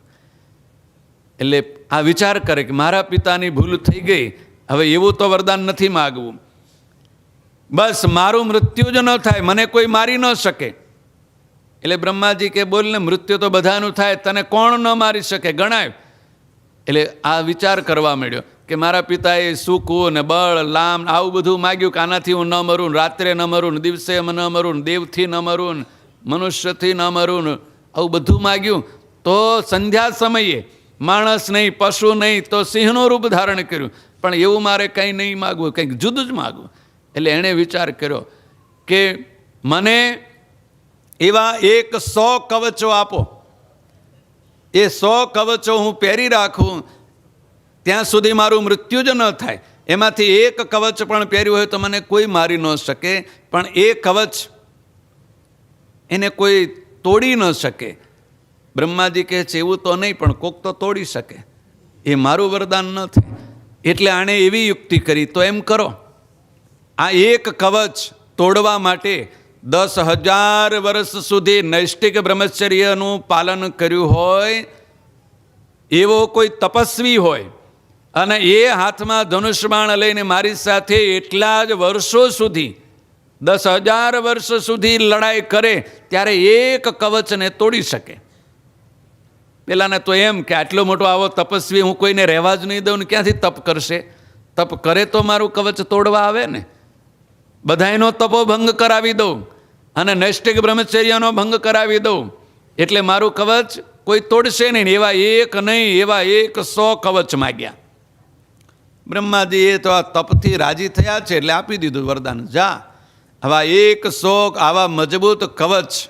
હા, બુલેટ પ્રૂફ બખ્તર પહેરે છે ને બધા. હા, એવું આ બુલેટ પ્રૂફ, કોઈથી કોઈની બુલેટ એમાં વાગે નહીં. હા, 10,000 વર્ષ સુધી જેણે નૈષ્ટિક બ્રહ્મચર્ય વ્રત ધારણ કરી અને તપ કર્યું હોય અને એ વળી પાછા એવા તપસ્વી લડાઈ કરવા હાથમાં ધનુષ્બાણ લઈને જાય તો એટલા જ વર્ષો સુધી એની સાથે લડવાની તાકાત હોય તો એનું એક કવચ તોડી શકે. નહીતર જો એટલી તાકાત ન હોય તો પેલો એને મારી નાખે. એટલે એવો બળવાન હોય કે એની સાથે 10,000 વર્ષ સુધી લડે તોય થાકે પણ નહીં અને પરાજિત પણ ન થાય, મરે પણ નહીં, તો એનું એક કવચ તૂટે.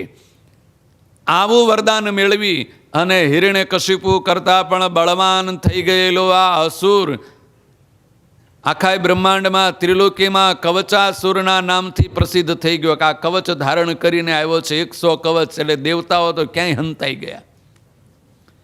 કોઈનું કામ નહીં. પિતામહ બ્રહ્માએ વરદાન આપી દીધું છે, વરદાન તો અસત્ય થાય નહીં. એટલે ઋષિ મુનિઓને દેવતાઓ ભગવાનને પ્રાર્થના કરવા માંડ્યા, પ્રભુ કંઈક કરો ઉપાય.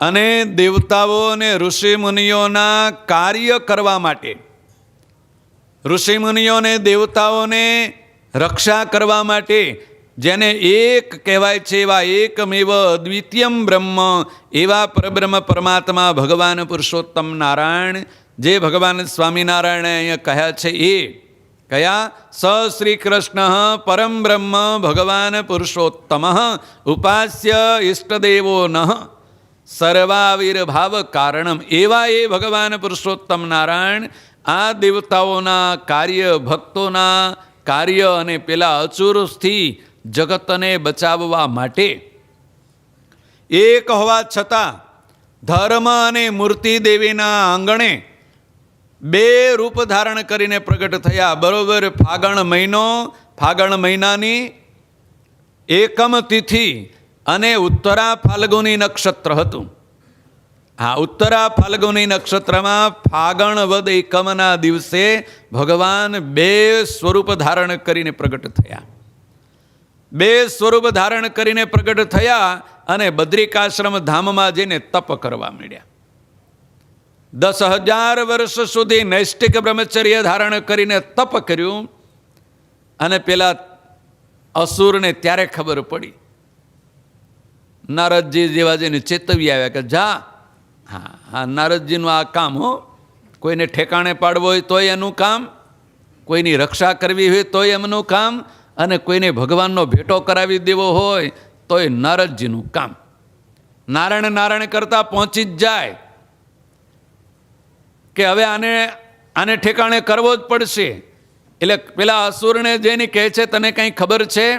તે જે વરદાન માગ્યું છે ને એવું 10,000 વર્ષો, એનાથી કેટલાય વર્ષોથી પેલા બદ્રિકાશ્રમ ધામમાં 2 તપસ્વીઓ તપ કરે છે. હવે તારું આવી બન્યું. અને આ અસુરને સમાચાર મળ્યા એટલે તો અસુર તો પહોંચ્યો બદ્રિકાશ્રમ ધામમાં ભગવાન નરનારાયણની પાસે. તપમાં બેઠેલા ભગવાન નરનારાયણને ચેલેન્જ કરવા માંડ્યો, લલકાર કર્યો કે મારી સાથે યુદ્ધ કરો. ભગવાન નરનારાયણને તો ઈચ્છા નથી, પણ તપ કરવા નથી દેતો, લલકાર કર્યો છે. એટલે ભગવાન નારાયણ આ અસુરની સાથે 10,000 વર્ષ સુધી યુદ્ધ કર્યું. ત્યારે એનું એક કવચ તૂટ્યું. ત્યાં સુધી ભગવાન નર તપમાં બેઠેલા હતા.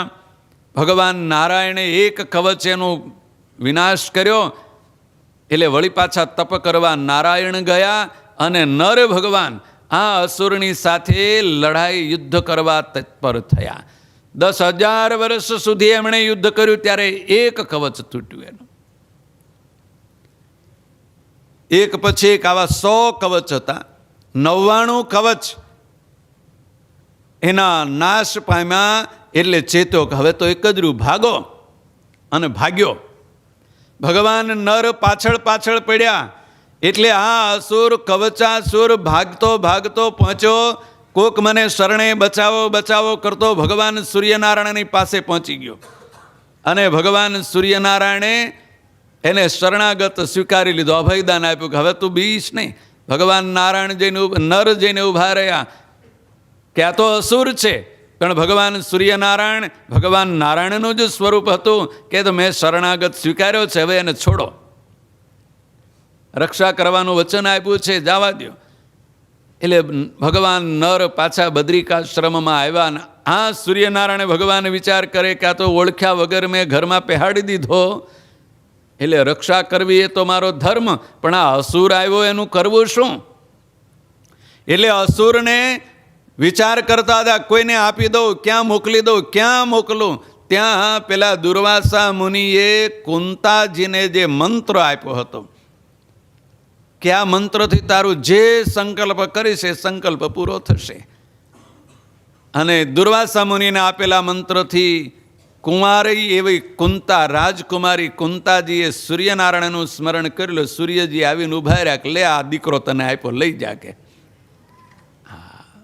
એ અસુરને આપી દીધો ને થયો કર્ણ. કર્ણ થયો, પણ કર્ણને ખબર નથી પછી. પણ આ તો કુમારિકા કન્યા હતી, રાજકુમારી. એટલે હવે દીકરાને હું શું કરું? સૂર્યનારાયણ કહે છે જે કરવું હોય તે કર, મેં તો તને આપ્યો. હવે તને ગભરાણી કે કુમારી કન્યાની પાસે દીકરો હોય તો જગતમાં આબરૂ ન રહે અને મારી કીર્તિ જાય, મારું ચારિત્ર્ય લંઘાય. એટલે એ પુત્રને નદીમાં વહેતો મૂકી દીધો અને આવ્યો હસ્તિનાપુરમાં. દુર્યોધનનો મિત્ર બન્યો. મહાભારતના રણસંગ્રામમાં લડવા તૈયાર થયો. જન્મો ત્યારે જ કવચ અને કુંડળ એના શરીર સાથે ચોંટેલા હતા.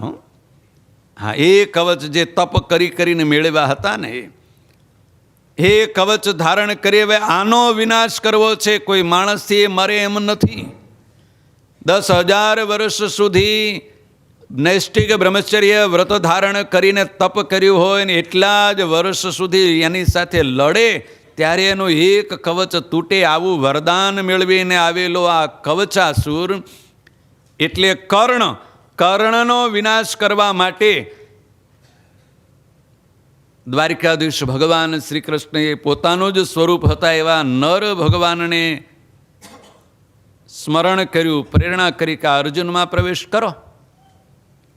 અને અર્જુનમાં પ્રવેશ કરીને નર ભગવાને આ અસુરનો વિનાશ કર્યો.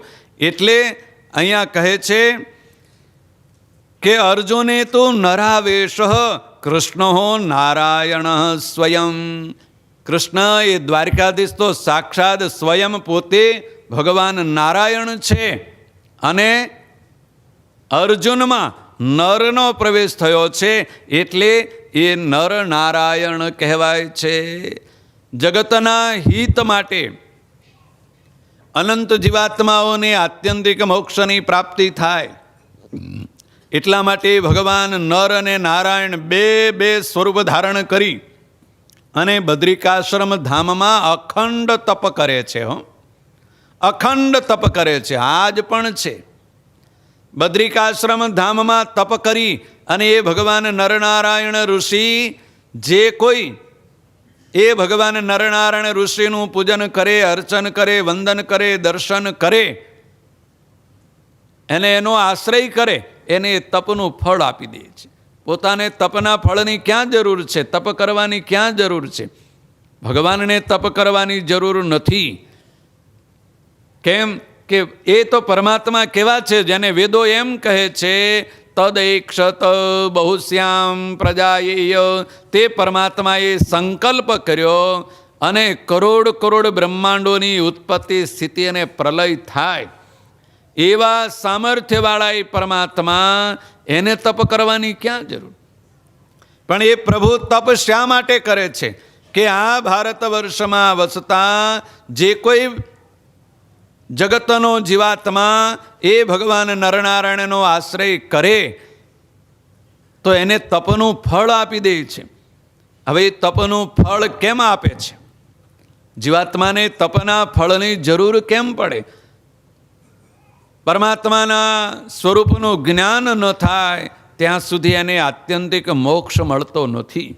વેદોનો નિયમ છે, ઉપનિષદોમાં આવે છે, ઋગ્વેદમાં એવું આવે છે, ઋતે જ્ઞાનાન ન મુક્તિ. પરમાત્માના સ્વરૂપનું યથાર્થ જ્ઞાન જ્યાં સુધી જીવાત્માને જેવા છે એવા ભગવાનના સ્વરૂપનું જ્ઞાન ન થાય ત્યાં સુધી આત્યંતિક મોક્ષ જીવાત્માને મળતો નથી. જ્ઞાન સિવાય, આત્માને પરમાત્માના સ્વરૂપના જ્ઞાન સિવાય ગમે તેવા ઉપાય કરે, ગમે તેવા સાધન કરે, એ સાધન અને ઉપાયથી બીજું બધું ઘણું મળે પણ આત્યંતિક મોક્ષની પ્રાપ્તિ ન થાય. આત્યંતિક મોક્ષ જોતો હોય, અવિનાશી એવા ભગવાનના અક્ષરધામમાં જવું હોય, એનું જ નામ કહેવાય આત્યંતિક મોક્ષ. બીજે બધે જાઓ ને ત્યાંથી પાછું આવવું પડે. સ્વર્ગમાં જાઓ, દેવલોકમાં જાઓ, બીજા લોકમાં જાઓ, બીજે ક્યાંય પણ પહોંચો તો શાસ્ત્ર એવું કહે છે, વેદોમાં એવું આવે છે, ક્ષિણ્ણે પુણ્ય મૃત્યુલોકમ વિશંતિ. ત્યાં જઈને પુણ્યનો ભોગ ભોગવો અને પુણ્ય પૂરું થાય એટલે વળી પાછું મૃત્યુલોકમાં આવવું પડે. પણ ત્યાં રહી શકાતું પણ નથી અને પુણ્ય પણ કમાઈ શકાતું નથી. જેમ ઇન્ડિયાથી કોઈ અહીંયા આવે, અહીંયા જોબ કરવાનો વર્ક પરમિટ લઈને આવ્યો હોય તો બરાબર, ક્યાંક નોકરી કરે. ગ્રીન કાર્ડ લઈને આવે તો નોકરી કરે, અને એમને પેલો બ્લેક કાર્ડ લઈને આવે તોય નોકરી કરે, કંઈક કમાય. પણ એવું ન કરવું હોય અને અમેરિકામાં આવવું હોય તો અમેરિકામાંથી પોતાના બાપની ધન સંપત્તિ મિલકત હોય એમાંથી 5-25 લાખ લઈને આવ્યો હોય, આવે ને, ઘણા આવે, ફરવા આવ્યા હોય, તો એ કમાણી તો થાય નહીં, એને ક્યાંય જોબ થાય નહીં, પણ જેટલા રૂપિયા લઈને આવ્યો હોય એટલા રૂપિયા જ્યાં સુધી વાપરે ત્યાં સુધી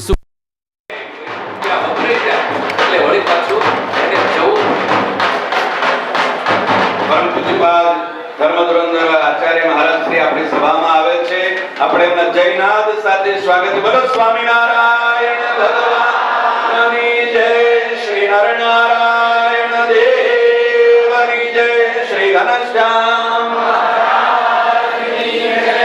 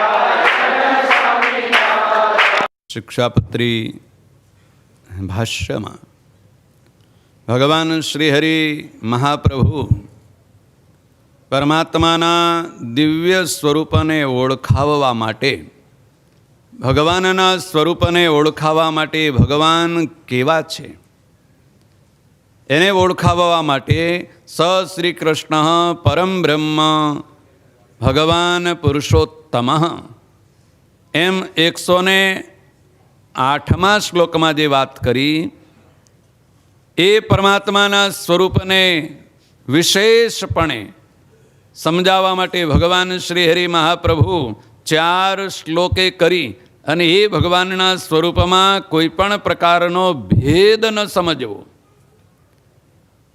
એટલા માટે કહે છે સ રાધયા યુતો જ્ઞેયો રાધા કૃષ્ણ ઇતિ પ્રભુ. રૂકમિણ્યા રમયોપેતો લક્ષ્મી નારાયણ સહિ જ્ઞેયો અર્જુનેન યુતો અસૌ નરનારાયણાભિદ બલભદ્રાદિ યોગેન તત્તત નામોચ્યતે સચ. તે પરમાત્મા એક જ છે જેને શાસ્ત્રો ઉપનિષદો અને વેદો એમ કહે છે એકમેવ અદ્વિતીયમ બ્રહ્મ. એ પરબ્રહ્મ પરમાત્મા ભગવાન પુરુષોત્તમ નારાયણ એક જ છે. અને એ ભગવાન જ્યારે રાધાજી એ સહિત હોય ત્યારે રાધા કૃષ્ણ, લક્ષ્મીજીની સાથે હોય ત્યારે લક્ષ્મીનારાયણ, અને નરની સાથે એટલે કે અર્જુન જેવા ભક્ત નરની સાથે, નર ભગવાન સાથે હોય ત્યારે નરનારાયણ એમ સમજવા. શતાનંદ મુનિ તેનું વિશેષ વ્યાખ્યાન કરતા કહે છે કે મહાભારતમાં ભગવાન વેદવ્યાસજી એમ કહે છે અર્જુને તો નરાવેશ કૃષ્ણો નારાયણ સ્વયં. શ્રી કૃષ્ણ છે એ તો સાક્ષાત ભગવાન નારાયણ છે, અર્થાત નારાયણ છે એ જ શ્રી કૃષ્ણ છે. અને નરમાં અર્જુનમાં ભગવાન નરનો આવિર્ભાવ થયો છે. નર ભગવાને પ્રવેશ કર્યો છે પેલા અસુરનો વિનાશ કરવા માટે.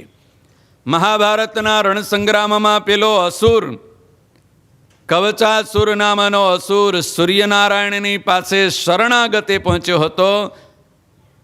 એ રાજકુમારી કુંતા સૂર્યનારાયણે તેમને સોંપી દીધો અને રાજકુમારી કુંતાએ સમાજના ભયથી, લોકના ભયથી, કુમારિકાને વળી દીકરો હોય એમ સમજી અને નદીમાં વહેતો મૂકી દીધો. અને એ હસ્તિનાપુરના સાધારણ માણસના હાથમાં આવ્યો અને એ દુર્યોધનનો મિત્ર બન્યો. દુર્યોધનનો મિત્ર બની અને પાંડવોની સાથે જ્યારે યુદ્ધભૂમિમાં આવ્યો, એ યુદ્ધભૂમિમાં આ અસુરનો વિનાશ કરે એવું સામર્થ્ય કોઈનામાં નથી. એટલે સ્વયં ભગવાન નારાયણે નર ભગવાનનું સ્મરણ કરી અને અર્જુનમાં તેનો પ્રવેશ થયો. કેટલા કાર્ય માટે? એક અસુરનો વિનાશ કરવા માટે જ નર ભગવાન સ્વયં પરમાત્મા એકમેવ દ્વિતીયમેવા જે ભગવાન, તેમણે બે સ્વરૂપ ધારણ કરી અને જગતના જીવના હિત માટે બદ્રિકાશ્રમ ધામમાં તપ કરે છે. અને એ તપનું ફળ જે કોઈ ભગવાન નરનારાયણના દર્શન કરે, ભગવાન નરનારાયણનું સ્મરણ કરે, ભગવાન નરનારાયણનો આશ્રય કરે, એને એ તપનું ફળ અર્પણ કરી દે છે. સ્વયં તો તપને જરૂર નથી, અને જીવને તપની કેમ જરૂર છે? તો શાસ્ત્રનો અને વેદ અને ઉપનિષદોનો નિયમ છે. ઉપનિષદો એમ કહે છે કે આ જીવાત્માને આત્યંતિક મોક્ષ જોતો હોય તો કેવી રીતે મળે? હૃતે જ્ઞાનાન્ન મુક્તિ, પરમાત્માના સ્વરૂપનું યથાર્થ જ્ઞાન થાય, જેવા છે એવા પરમાત્માના સ્વરૂપનું જ્ઞાન થાય નહીં ત્યાં સુધી મોક્ષ મળતો નથી. જ્ઞાન સિવાય, પરમાત્માના સ્વરૂપના જ્ઞાન સિવાય કોઈ પણ સાધને કરી, કોઈ પણ ઉપાય કરી અને આત્યંતિક મોક્ષ આ જીવાત્માને મળતો નથી. વેદોમાં એવું આવે છે કે 100 અશ્વમેધ યજ્ઞ કરે એ સ્વર્ગનો રાજા બને. કોઈ બીજા મોટા મોટા યજ્ઞો કરે એને આવું ફળ મળે, પણ ભગવાનના ધામની પ્રાપ્તિ થાય એવો કોઈ ઉપાય નથી. ભગવાનના ધામની પ્રાપ્તિ તો કેવલ પરમાત્માના સ્વરૂપનું જ્ઞાન થયું હોય અને એ પરમાત્માની જેના ઉપર કૃપા થાય એને આત્યંતિક મોક્ષ એટલે અક્ષરધામની પ્રાપ્તિ થાય. તો એ પરમાત્માના સ્વરૂપનું જ્ઞાન આ જીવાત્માને થાય કેમ? અઘરી વાત છે ને. આ શિક્ષાપત્રી જેવી અઘરી વાત બોલીએ ને તોય કેટલાયને ઊંઘ આવવા માંડે. હા, બીજી બધી વાતો થતી હોય જેમાં હે રમૂજી આવતું હોય ને હસવાનું આવતું હોય ને તો બધા આવે, કોઈને ઊંઘ ન આવે. આ વાત સાંભળવામાં જ ઊંઘ આવતી હોય તો એ જ્ઞાન મેળવવામાં કેટલું અઘરું હશે. એટલે વેદો એમ કહે છે કે એ પરમાત્માના સ્વરૂપનું જ્ઞાન કેવી રીતે થાય કે તપસા ચિયતે બ્રહ્મ, તપ કર્યા સિવાય પરમાત્માના સ્વરૂપનું જ્ઞાન થતું નથી. અને આ જીવાત્મા તપ કરતો નથી એટલે ભગવાનના સ્વરૂપનું તેને જ્ઞાન ક્યાંથી થાય? અને જ્ઞાન વગર એને આત્યંતિક મોક્ષ ક્યાંથી મળે? એ નિયમનો તો ભંગ થતો જ નથી. એટલે સ્વયં પરમાત્માએ બે સ્વરૂપ ધારણ કરી અને બદ્રિકાશ્રમ ધામમાં તપ કરે અને એ ભગવાન નરનારાયણનો આશ્રય જે કરે, એમના જે દર્શન કરે, એમને જે વંદન કરે એને તપનું ફળ મળે. અને એ તપના ફળના પ્રતાપે કરીને પરમાત્માના સ્વરૂપનું જ્ઞાન જીવાત્માને થાય ત્યારે એને આત્યંતિક મોક્ષની પ્રાપ્તિ થાય, અક્ષરધામની પ્રાપ્તિ થાય. એ સિવાય તો આ જીવાત્માને અક્ષરધામ મળવું બહુ મુશ્કેલ છે.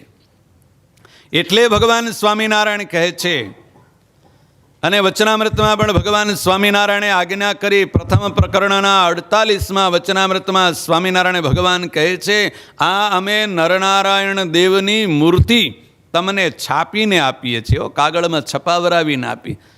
એની હંમેશા પૂજા કરજો, એને માનજો અને ક્યારેય પણ એ મૂર્તિને અપૂજ ન રહેવા દેશો.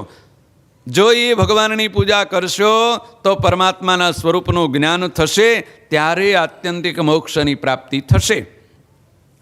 સતાનંદ મુનિ ભગવાન શ્રી હરિ મહાપ્રભુને અહીંયા કહેવાનો જે અભિપ્રાય છે કે આ પરમાત્માના આવા જે સ્વરૂપો છે એ નરનારાયણ સ્વરૂપ હોય, લક્ષ્મીનારાયણ હોય, રાધા કૃષ્ણ હોય કે રણછોડ ત્રિકમરાય હોય, બલભદ્રની સાથે હોય, એ પરમાત્માના જે અનંત સ્વરૂપો, ક્યારેક ચતુર્ભુજ સ્વરૂપ હોય, ક્યારેક દ્વિભુજ સ્વરૂપ હોય, ક્યારેક અષ્ટભુજ સ્વરૂપ હોય, પણ ભગવાન તો એક જ છે, એ ભગવાન બીજા નથી.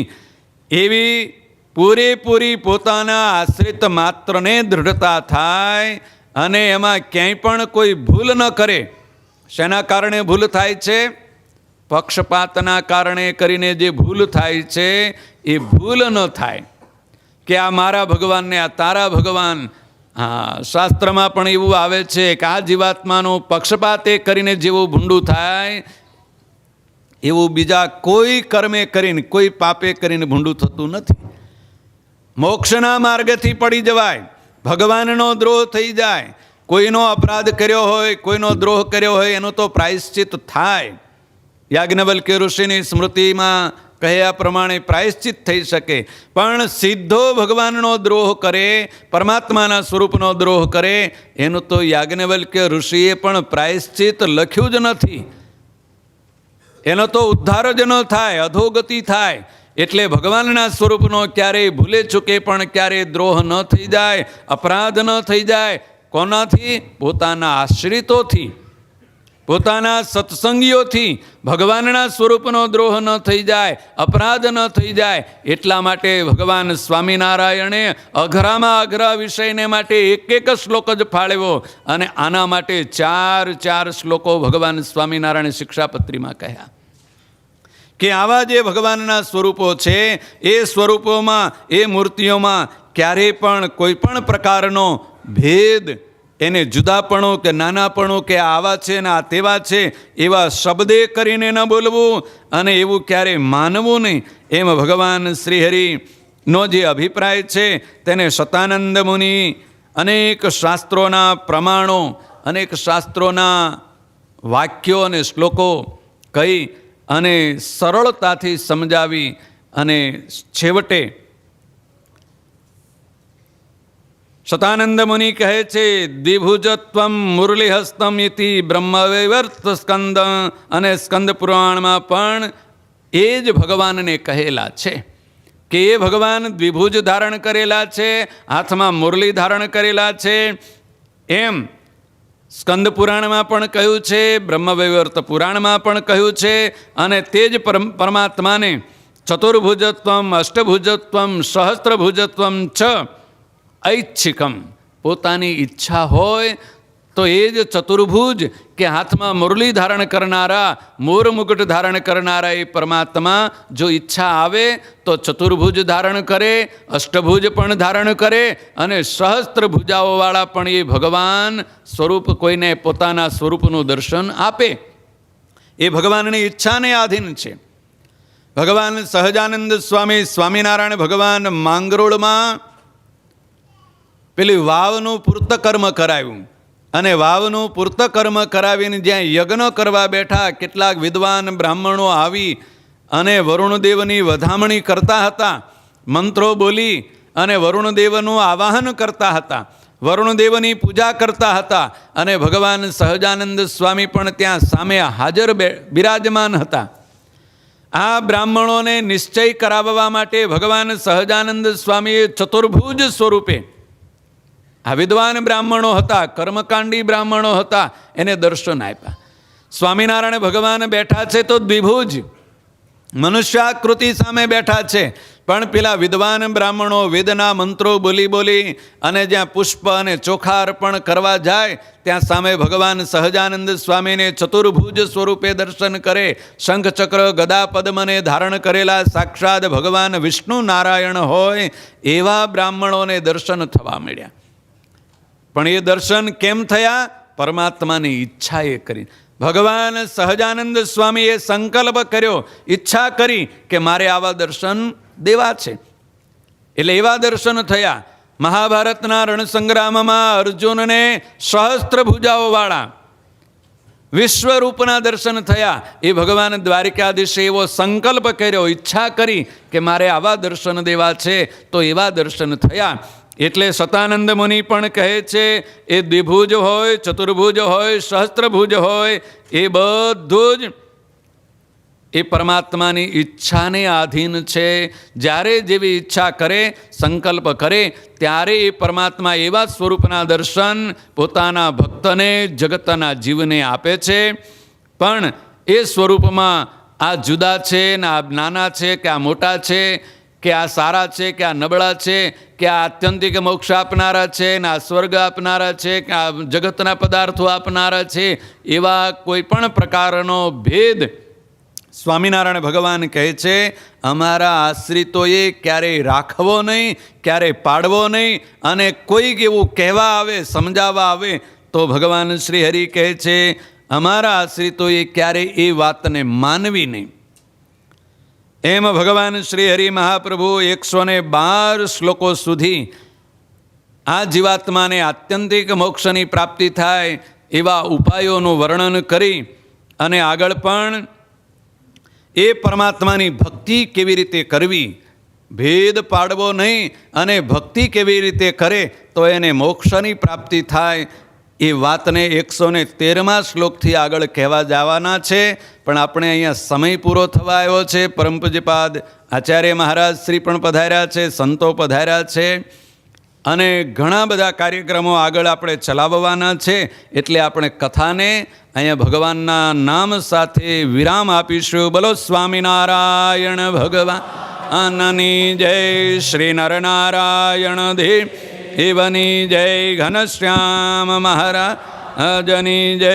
શ્રીપતિં શ્રીધરં સર્વદેવેશ્વરં ભક્તિધર્માત્મજં વમ હરે માધવં કેશવં કામદં કારણં શ્રી સ્વામિનારાયણં નીલકંઠં ભજે.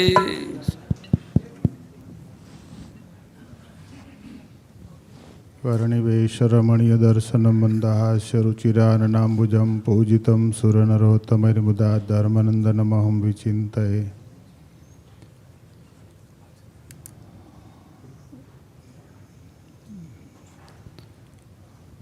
પરમ કૃપાળુ ઘનશ્યામ મહારાજની સાનિધ્યમાં પરમ પૂજ્ય આચાર્ય મહારાજશ્રીની આજ્ઞાથી 7 દિવસની શિક્ષાપત્રી ભાષ્યની કથાનું આપ સૌએ અહીંયા શ્રવણ કર્યું. પારાયણના વક્તા પદે શાસ્ત્રી સ્વામી નિર્ગુણ સ્વામી, જેઓએ બહુ સુંદર રીતે આ શિક્ષાપત્રીના સિદ્ધાંતોને આપણને સૌને સમજાવ્યા છે. અમારા અમદાવાદ વિભાગમાં ખૂબ જ સ્પષ્ટ વક્તા તરીકે જેમનું નામ છે, કહેવા માટે કોઈની પણ શરમ ન રાખે અને જેવું હોય એવું ચોખે ચોખ્ખું કહી દે, એવા વક્તાના મુખે, નિર્ગુણ સ્વામીના મુખે આપ સૌએ શિક્ષાપત્રીની કથા સાંભળી છે. એટલે એમાં કોઈ વાતનો વિશ્લેષણ કે વિસ્તારને અવકાશ નથી. સ્વામિનારાયણ ભગવાને જે સિદ્ધાંતોને પ્રવર્તાવ્યા છે, એ સિદ્ધાંતોનો વિસ્તાર કરવો, એને અનુમોદન આપવું, એનો પ્રચાર કરવો, એમાં જોડાઈને રહેવું, એમાં શ્રદ્ધા રાખવી, એમાં પ્રતીતિ રાખવી, એમાં હેત રાખવું, એમનું સારું બોલવું, એને પ્રોત્સાહન આપવું, એ જ સેવકનો ધર્મ છે અને આપણા સૌનો ધર્મ છે. હમણાં કથામાં આપણે ભગવાન શ્રી નરનારાયણ દેવની કથા સાંભળી. એમાં એક કોક અસુર હતો, નામ તો મને યાદ ન રહ્યું, પણ એ અસુરને ને ભગવાનને લડાઈ ચાલી, 10,000 વર્ષ સુધી લડાઈ ચાલી. હવે એ લડાઈ કોઈ તોપ ગોળા કે તલવાર કે બંદૂકની લડાઈ નહોતી. તલવાર કે બંદૂકની લડાઈ હોય ને તો 1-2 દાડામાં પૂરી થઈ જાય. રસાયણની લડાઈ હોય તો 5 મિનિટમાં પૂરી થઈ જાય, અને રાઇફલની લડાઈ હોય તો થોડા ટાઈમમાં પતી જાય. પણ આ 10,000 વર્ષ સુધી લડાઈ ચાલી તો કયા હથિયારો વાપર્યા હશે એ લોકોએ? હથિયાર એ જ વાપરેલા કે જે સત્ય છે, જે સિદ્ધાંત છે, અને જે ભગવાનનું સ્વરૂપ છે અને ભગવાનના વિચારો છે, એ વિચારોને પકડી રાખવા, એ વિચારોનો વિસ્તાર કરવો, એ વિચારોમાં લોકોને જોડી રાખવા, એ વિચારોમાં આપણે એને અનુમોદન આપવું, એ વિચારોમાં એનો વિસ્તાર થાય એના માટે પોતાનું યોગદાન આપવું, અને એ વિચારો સિવાય ક્યાંય પ્રતીતિ ન થાય, એ વિચારો સિવાય, એ સિદ્ધાંતો સિવાય કોઈનો ગુણ ના આવે, કોઈનો પણ ગુણ ના આવે, એને લડાઈ કહેવાય. જેમ આજે પણ એ લડાઈ પૂરી થઈ નથી, લડાઈ ચાલુ જ છે. કેમ કે સ્વામિનારાયણ ભગવાને જે સિદ્ધાંતો, ભગવાનના સ્વરૂપ સંબંધી સિદ્ધાંતો, શાસ્ત્રો સંબંધી સિદ્ધાંતો ધર્મવંશી આચાર્ય સંબંધી સિદ્ધાંતો, સંતો સંબંધી, સત્સંગીઓ સંબંધી જે સિદ્ધાંતો છે, જે સિદ્ધાંતો પ્રવર્તાવ્યા છે, એ સિદ્ધાંતોમાં વળગીને રહેવું, એના થઈને રહેવું, એમાં શ્રદ્ધા રાખવી અને એ સિવાય કોઈમાં પણ પ્રતીતિ ન થાય, એ જ મોટી લડાઈ છે. અને એ લડાઈમાં કયા પક્ષે રહેવું એ માણસે પોતે વિચાર કરવાનો છે કે આ પક્ષમાં રહેવું કે આ પક્ષમાં રહેવું. કારણ કે ભગવાનના જે પ્રવર્તાવેલા સિદ્ધાંતો છે, એ સિદ્ધાંતોમાં બેસી રહેવું, એના થઈને રહેવું, એનો ગુણ લેવો, એ પણ એક પ્રોત્સાહન છે, એ પણ એક લડાઈ છે સામા પક્ષે. કારણ કે એનો અભાવ ન લેવો, એનો અવગુણ ન લેવો, એનું ખરાબ ન બોલવું, એમાં એનો ગુણ લેવો, બધું જ સારું છે એવો વિચાર કરવો, એવો વિસ્તાર કરવો, એવી વાત કરવી, એનાથી વિરોધમાં વાત સાંભળવી નહીં, એ પણ એક આ સત્સંગનો, આ સંપ્રદાયનો એક સૈનિક છે. અને કોઈ પણ વાત જ્યારે આપણા દેવ સંબંધી, આપણા ભગવાન સંબંધી, આપણા શાસ્ત્રો સંબંધી, આપણા આચાર્ય સંબંધી, આપણા સંતો સંબંધી, આપણા સત્સંગીઓ સંબંધી કોઈ પણ વાત કરે તો જે સૈનિક હોય એ સાંભળી ન લે, એનો સામો સણસણતો જવાબ આપે. એને કહેવું કે એ ભગવાનના પક્ષે, સ્વામિનારાયણ ભગવાનના પક્ષે એ સૈનિક છે અને લડી રહ્યો છે. પણ પરમ પૂજ્ય મહારાજશ્રીના ચરણમાં હું પ્રાર્થના કરું કે આપ આ ભક્તોને રૂડા એવા આશીર્વાદ પાઠવો અને સાથે સાથે આપણું જે આયોજન છે એમાં દરેક હરિભક્તો જોડાય એવી આજ્ઞા પણ કરો, એવી હું આપને પ્રાર્થના કરું છું. પરમ પૂજ્ય આચાર્ય મહારાજશ્રીને સૌપ્રથમ તો આપણા આ મંદિરમાં ભગવાનના દર્શન કરીને અને આપ સૌને મળીને ખૂબ આનંદ થયો. હમણાં જ સરસ શાસ્ત્રી સ્વામીએ વાત કરી શિક્ષાપત્રી ભાષ્યની સુંદર કથા આપ સૌ શ્રવણ કરી રહ્યા હતા. સત્શાસ્ત્રાનામ સમુદ્રતૈવ સર્વેષાં સારમાત્મના અત્રિયમ લિખિત્રા નૃણામ ભીષ્ટમ ફલદાયિની. મહારાજે કીધું છે કે આ જગતના જેટલા સતશાસ્ત્ર છે એ સતશાસ્ત્રનું સમુદ્ર મંથન કરીને એમાંથી જે અમૃત પ્રાપ્ત થયું એ અમૃતરૂપી આ શિક્ષાપત્રી અમે અમારા આશ્રિતના હિતને અર્થે આપીએ છીએ. ભીષ્ટ ફલદાયિની, મોટા ફળને આપનારી છે.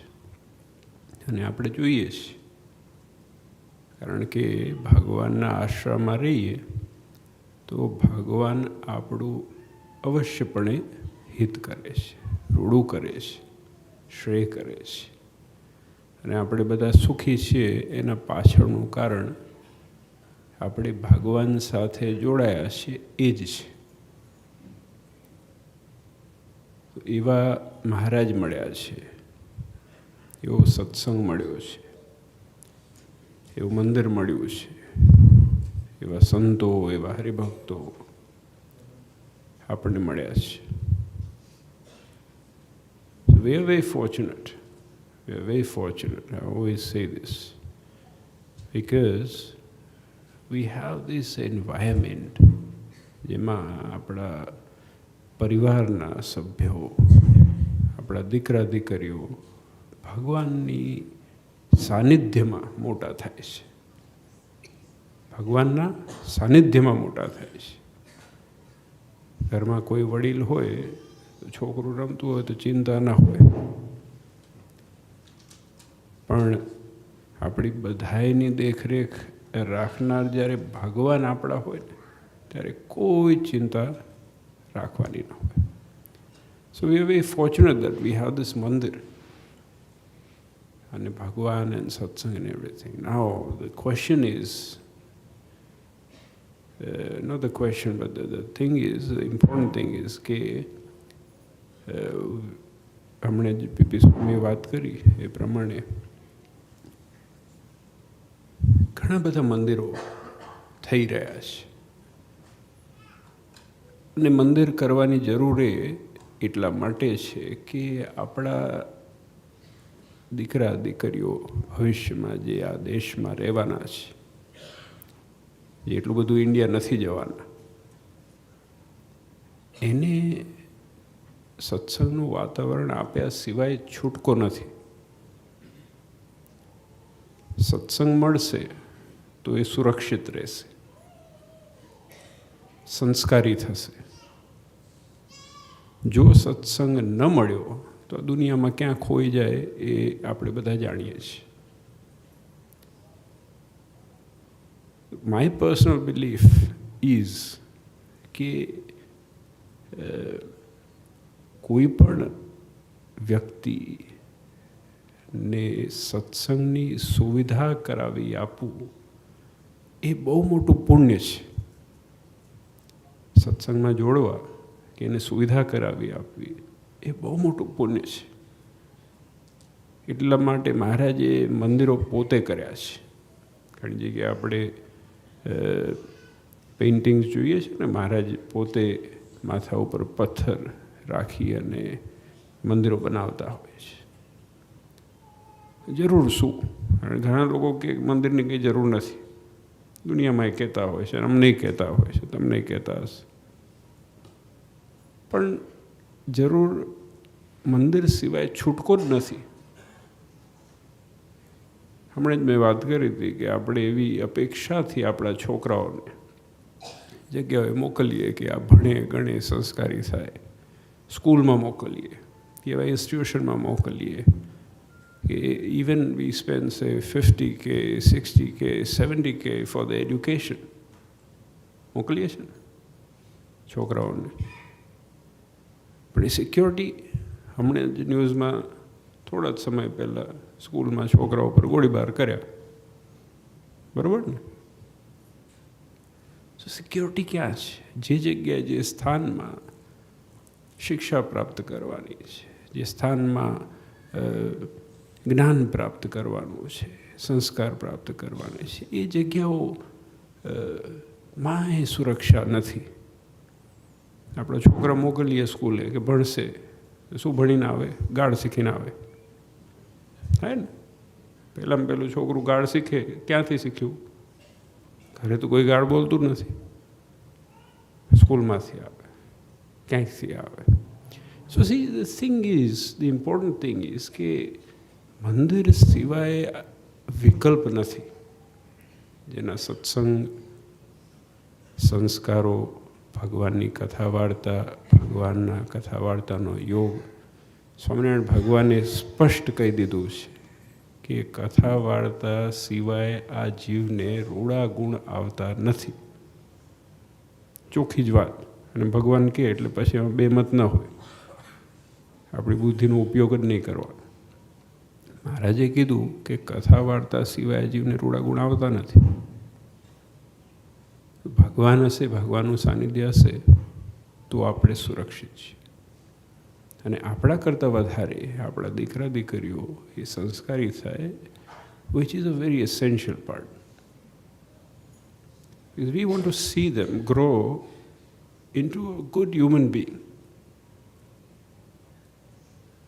the better human being, the better satsangi, with good values, with morals and ethics.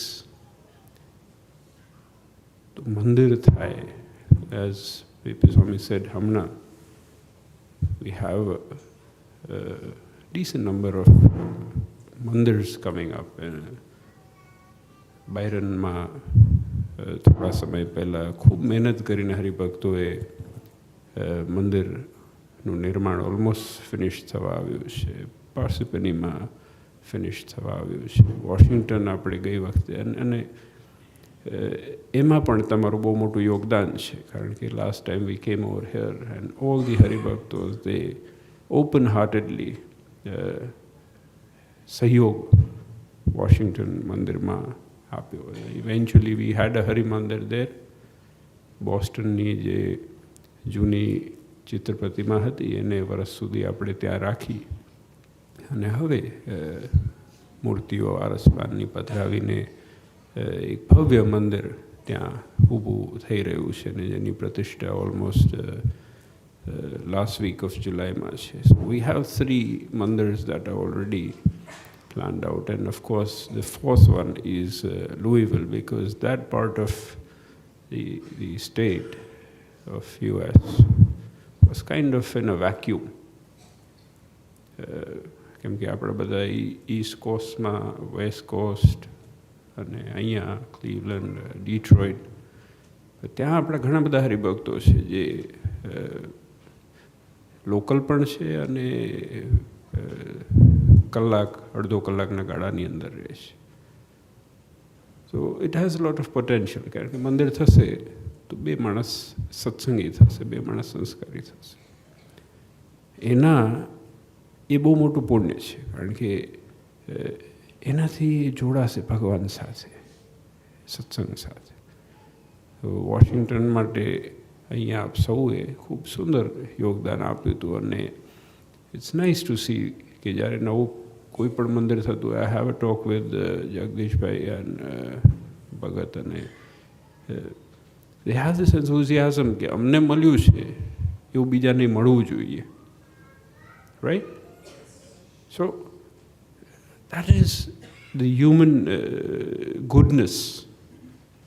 Usually human mentality કેવી હોય કે મને મળ્યું છે ને તો કોઈને પાસે ન હોવું જોઈએ એવું હોય, પણ આ સત્સંગ એવું છે, સત્સંગ એવી વસ્તુ છે કે આપણને જો મળી હોય તો આપણાથી વધારે બીજા કોઈને આપીએ, કારણ કે આપણું હિત થયું એનાથી વધારે બીજાનું કોઈ હિત થાય એ જ માનવતાનું પહેલું ધર્મ છે, લક્ષણ છે. સો વી હેડ અ ટોક થોડા સમય પહેલાં જ્યારે જવાનું થયું ત્યારે, અને ઘણું બધું પોટેન્શિયલ છે, કારણ કે એટલા બધા ગામો છેલ્લા થોડા ઘણા વર્ષમાં ફર્યા, કેટલા બધા હરિભક્તો છે. રસ્તા ઉપર જતા હોય ને સર્વિસ સ્ટેશન સ્ટોપમાં ઊભા રહીએ તો એ આપણા લોકો મળી જાય છે. અને સો we have such a lot of potential, but of course આપણે બધી જગ્યાએ એક સામટું તો કરી શકાય નહીં. લુઈવિલનું જ્યારે વાત કરી ત્યારે ભગતે, જગદીશભાઈ અને કમિટી મેમ્બર્સ અને all the local people have showed great enthusiasm in helping this mandir out. So we had a bit of shortfall, અને પછી મેં જગદીશભાઈ અને સંતો સાથે વાત કરી કે આપણે દરેક હરિભક્તોને એક માંગણી મૂકીએ કે જે થોડું ઘણું થાય. I was there in LA in last trip on the પાટોત્સવ ફસાનો છે. બધા પાસે બહુ પૈસા લઈએ તો મજા ના આવે, because I personally don't like it. બહુ માંગ કરવા મજા નથી આવતી, કારણ કે તમારી ફેમિલી છે, તમારી લાઈફસ્ટાઈલ છે, ને પછી I don't believe in such things. પણ then I had a thought કે probably if one earning member would be kind enough to spare $500, કેમ કે આપણે earning member હોય તો average person would be in the US doing about minimum of 30K, minimum, about plus minus whatever, and goes to whatever amount. અને આજકાલ તો cellphone એ $300-400 તો થઈ જાય છે.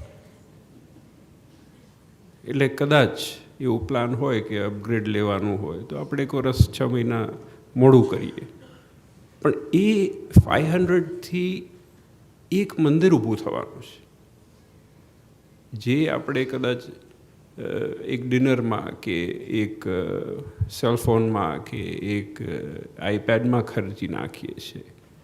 એની જગ્યાએ એ પૈસા કોઈને સંસ્કાર આપવા માટે કે ભગવાન પરાયણ કરવા માટેનો ઉપયોગ થાય તો એ બહુ મોટું દાન છે. It's not the money, it's not the amount that matters, but the participation matters. So when I was there last in LA, ત્યારે મેં આ પ્રસ્તાવના મૂકી હતી. મેં કીધું હરિભક્તો જો સંમત થતા હોય તો આવું કંઈક કરો. અને એ લોકોએ પણ બહુ સારી રીતે બધા ભેગા થઈને અને they did a decent amount and we were very happy. So eventually coming back to our mandir, અને એનાથી બીજો ફાયદો મને જે દેખાય છે એ એવો છે કે જે લોકો ભલે થોડા પણ આપે છે એ જ્યારે એ બાજુના વિસ્તારમાં જાય તો એને ત્યાં જઈને દર્શન કરવાનું કે જોવાનું મન થાય. કારણ કે જેને 500 આપ્યા કે 100 આપ્યા કે જે આપ્યા કે વધારે આપ્યા તો એને થાય કે ના મારું મંદિર છે, મેં આના માટે કંઈક કર્યું છે. ધારો કે વોશિંગ્ટન ગયા તો તમે કંઈક સેવા કરી હશે તો તમને થાય કે દર્શન કરી જોઈએ, આપણે પૈસા સેવા કરી છે તો એ મંદિર કેવું હશે. એવી રીતે ધી પાર્ટિસિપેશન ઓફ ધ મંદિર ઓલ્સો ઇન્ક્રીઝિસ. અને જ્યારે એ વિસ્તારમાં જવાનું થાય તો એ બાજુ ગાડી ટર્ન થાય. So that is also one of the things which is very important. And so મેં ખાસ જગદીશભાઈ જોડે ને આપણી કમિટી જોડે એ વાત કરી કે let us also do a little bit of fundraising, whatever people. અને it's a voluntary thing. કોઈને ગળું દબાઈને તો લેવું નથી આપણે. અને we know that you all have been helping in all our projects, and smaller or big. મ્યુઝિયમનું ગણો, અમદાવાદનું ગણો, મોટા ઉત્સવનું ગણો, સમૈયાનું ગણો. અને legit. These are legit stuff. These are not closed door agendas. It's transparent. આપણે સ્વામી વાત કરી કે આટલાનું લીધું, 800 this, આનું આટલું છે, રેનોવેશનનું આટલું થશે, 200 ફલાણાનું થશે, આટલું. So the figures are nothing that we want to hide. These are legit figures that come straight. No under table transactions. And it happens through the mandir. અને આપણે બધી જગ્યાએ જે ફંડિંગ ભેગું થયું છે એને પણ શિકાગો ટ્રાન્સફર કરશું અને અહીંયાથી જ પછી બધી એની મદદ અને સેવા કરવામાં આવશે. તો my humble appeal to everyone is કે અવશ્યપણે જેમ સ્વામી વાત કરી એમ આપ સૌ એના ઉપર વિચાર કરી. અને કારણ કે સત્કાર્ય છે, ભગવાનનું કાર્ય છે, અને એક માણસ આપણાથી સત્સંગ કરતો થાય કે એમાં સુવિધા કરી શકીએ તો એ બહુ મોટું કામ છે. તો I just wanted to brief and update you on this situation and how it works. So I know that all of you have been so close and supportive to all the mandirs and all our projects throughout the world, and this is one more coming up. See, small, આવું નાનું કરતાં આપણું એક મંદિર વર્ષે થાય. કારણ કે એવું બધા પાસે કેપેસિટી નથી હોતી. ઘણા બધા લોકો ઇન્ડિયાથી આવ્યા હોય તો એના હજી ઇન્ડિયાના ઘણા લીગલ નથી હોતા અને ઇન્ડિયાના એ પૈસા હજી આપવાના બધા બાકી હોય છે. અને માણ પેટ કાપી બિચારા મહેનત કરતા હોય એમાં પાછા આપણે ગળું દબાવ જઈએ તો એ માણસાઈ ન કહેવાય. એટલે to help someone in this regard is always, I think, a very nice gesture. So rounding up everything, Hamne Jagdish Bhai, my favorite person who catches the mic, is going to announce a few things, and I do have a lot of hope in all of you that you will have and always will support these kind of projects where it's a big thing, it's a big deal. It's not a big, I don't feel the amount is important, but I feel the gesture is very important, and the feeling that comes from the heart is even more important. So once again, it was nice seeing all of you. અને બસ આ મંદિર જલ્દી થાય અને we hope to see all of you once again. ભગવાનના ચરણોમાં એ જ પ્રાર્થના કરીએ કે આપ સૌને અને આપ સૌના પરિવારોને, દીકરા દીકરીઓને મહારાજ ખૂબ રૂડા આશીર્વાદ પાઠવે અને ખૂબ મંદિરની નિષ્ઠા રાખજો. હમણાં જ સ્વામી વાત કરી એ પ્રમાણે આ દુનિયામાં મનઘડિત ધર્મ, મનઘડિત વિચારો અને ભગવાનના બાદબાકી કરનારા દુનિયામાં બહુ નીકળ્યા. એ વખતે હતા, પહેલાંય હતા ને આજે છે ને પછી એ રહેશે. પણ મારું બિલીફ એવું છે કે ભગવાને જેટલું કીધું હોય ને એટલામાં જ રહીએ તો બહુ હેપી રહેવાય છે.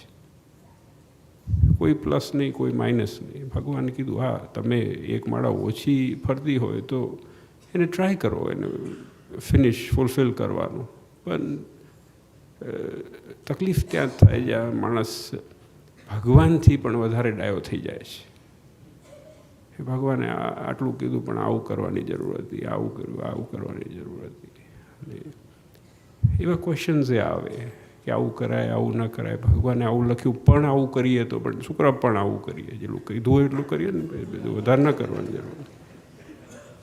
એટલે see this is human mentality. I mean I don't even blame people for that. પણ માણસને છે ને અતિનું બહુ એટ્રેક્શન હોય, એક્સ્ટ્રીમ્સનું એટ્રેક્શન હોય. કાં તો સાવ ન કરે ને કરે તો એટલું કરી નાખે કે બધું છેડા ફાડી નાખે. એટલે મહારાજે એટલા માટે જ જે આપણને સત્સંગ આપ્યો ને એ મધ્ય માર્ગ આપ્યો છે. એ અતિ નથી આપ્યું, માપનું, કે જે દરેક માણસ નાના દીકરાથી માંડીને વૃદ્ધ સુધી બધા પ્રેમથી જીવન જીવી શકે એના માટે થઈને આ સત્સંગ આપ્યો છે. પ્રેમથી, આનંદથી જીવન જીવવા માટેનો આ સત્સંગ છે. ઉપદ્રવ કરવાનો નથી. ઘણા લોકો ઉપદ્રવ કરે. આમ મંદિરમાં જતાં જતાં આપણને વજન થઈ જાય કે આ ભગવાન શું વિચારતા હશે અને બધું આગું પાછું કરી નાખે. એટલે બટ ઇવેન્ચ્યુઅલી રિલિજન, સત્સંગ ઇઝ વેરી સિમ્પલ. મહારાજે જે આપણને આપ્યું ને બહુ સરસ, સરળ, બધાને લોકભોગ્ય હોય એવું આપ્યું છે. તો એનું ખાસ ભગવાનની આજ્ઞાનું અનુસંધાન રાખીને આપણે આગળ વધીએ તો હંમેશા સુખી રહીએ. We're very fortunate that we have all these things in our town, and a beautiful mandir which has been always as a headquarters to our ISSO. અને આપણે પ્રસાદીની વસ્તુ જોઈએ ને ત્યારે એમ થાય કે આ ફાઈ ગયા છે શિકાગોવાળા. અને આ બાજુ ભગવાનમાં એ ફાઈ ગયા ને આ બાજુ પ્રસાદીની વસ્તુએ મળી ગઈ છે બધી. અત્યારે બહુ લોકો આંટા મારે છે કે અમારા મંદિરમાં જોઈએ, અમારા મંદિરમાં જોઈએ. હવે કંઈ જતી રહી, પતી ગઈ, બીજી હતી બધી મ્યુઝિયમમાં થઈ ગઈ. So see, our temple has been very fortunate. Our Haribhaktas have been very fortunate, and the unfortunate people are the people who cannot climb the steps of this beautiful mandir or see the darshan of this beautiful Bhagavan. Those are the unfortunate people. But no matter what, આપણને મળ્યું છે તો એ બીજા લોકોને પણ મળે એના માટે. સો બસ એ જ પ્રાર્થના કરીએ કે આપ સૌ જે રીતે મંદિરને સહયોગ આપો છો, સત્સંગ કરો છો અને મહારાજની વૃત્તિમાં વર્તવાનો પ્રયત્ન કરો છો તો મહારાજ આપને ખૂબ બળ આપે, શક્તિ આપે. દરેક રીતે આપ સૌના નાના મોટા સંકલ્પ મહારાજ પરિપૂર્ણ કરે એ જ નરનારાયણ દેવના ચરણોમાં પ્રાર્થના.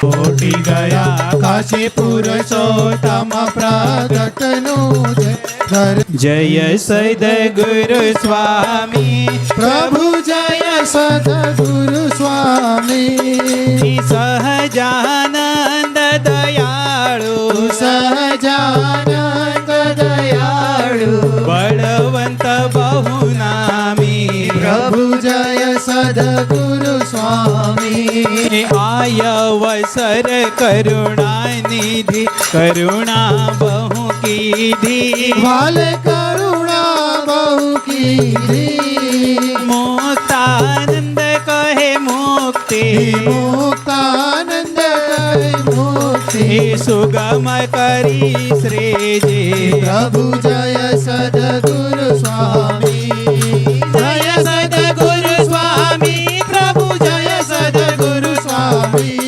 સહજાનંદ દયાળુ સહજાનંદ દયાળુ બળવંત બહુ નામી પ્રભુ જય સદગુરુ સ્વામી.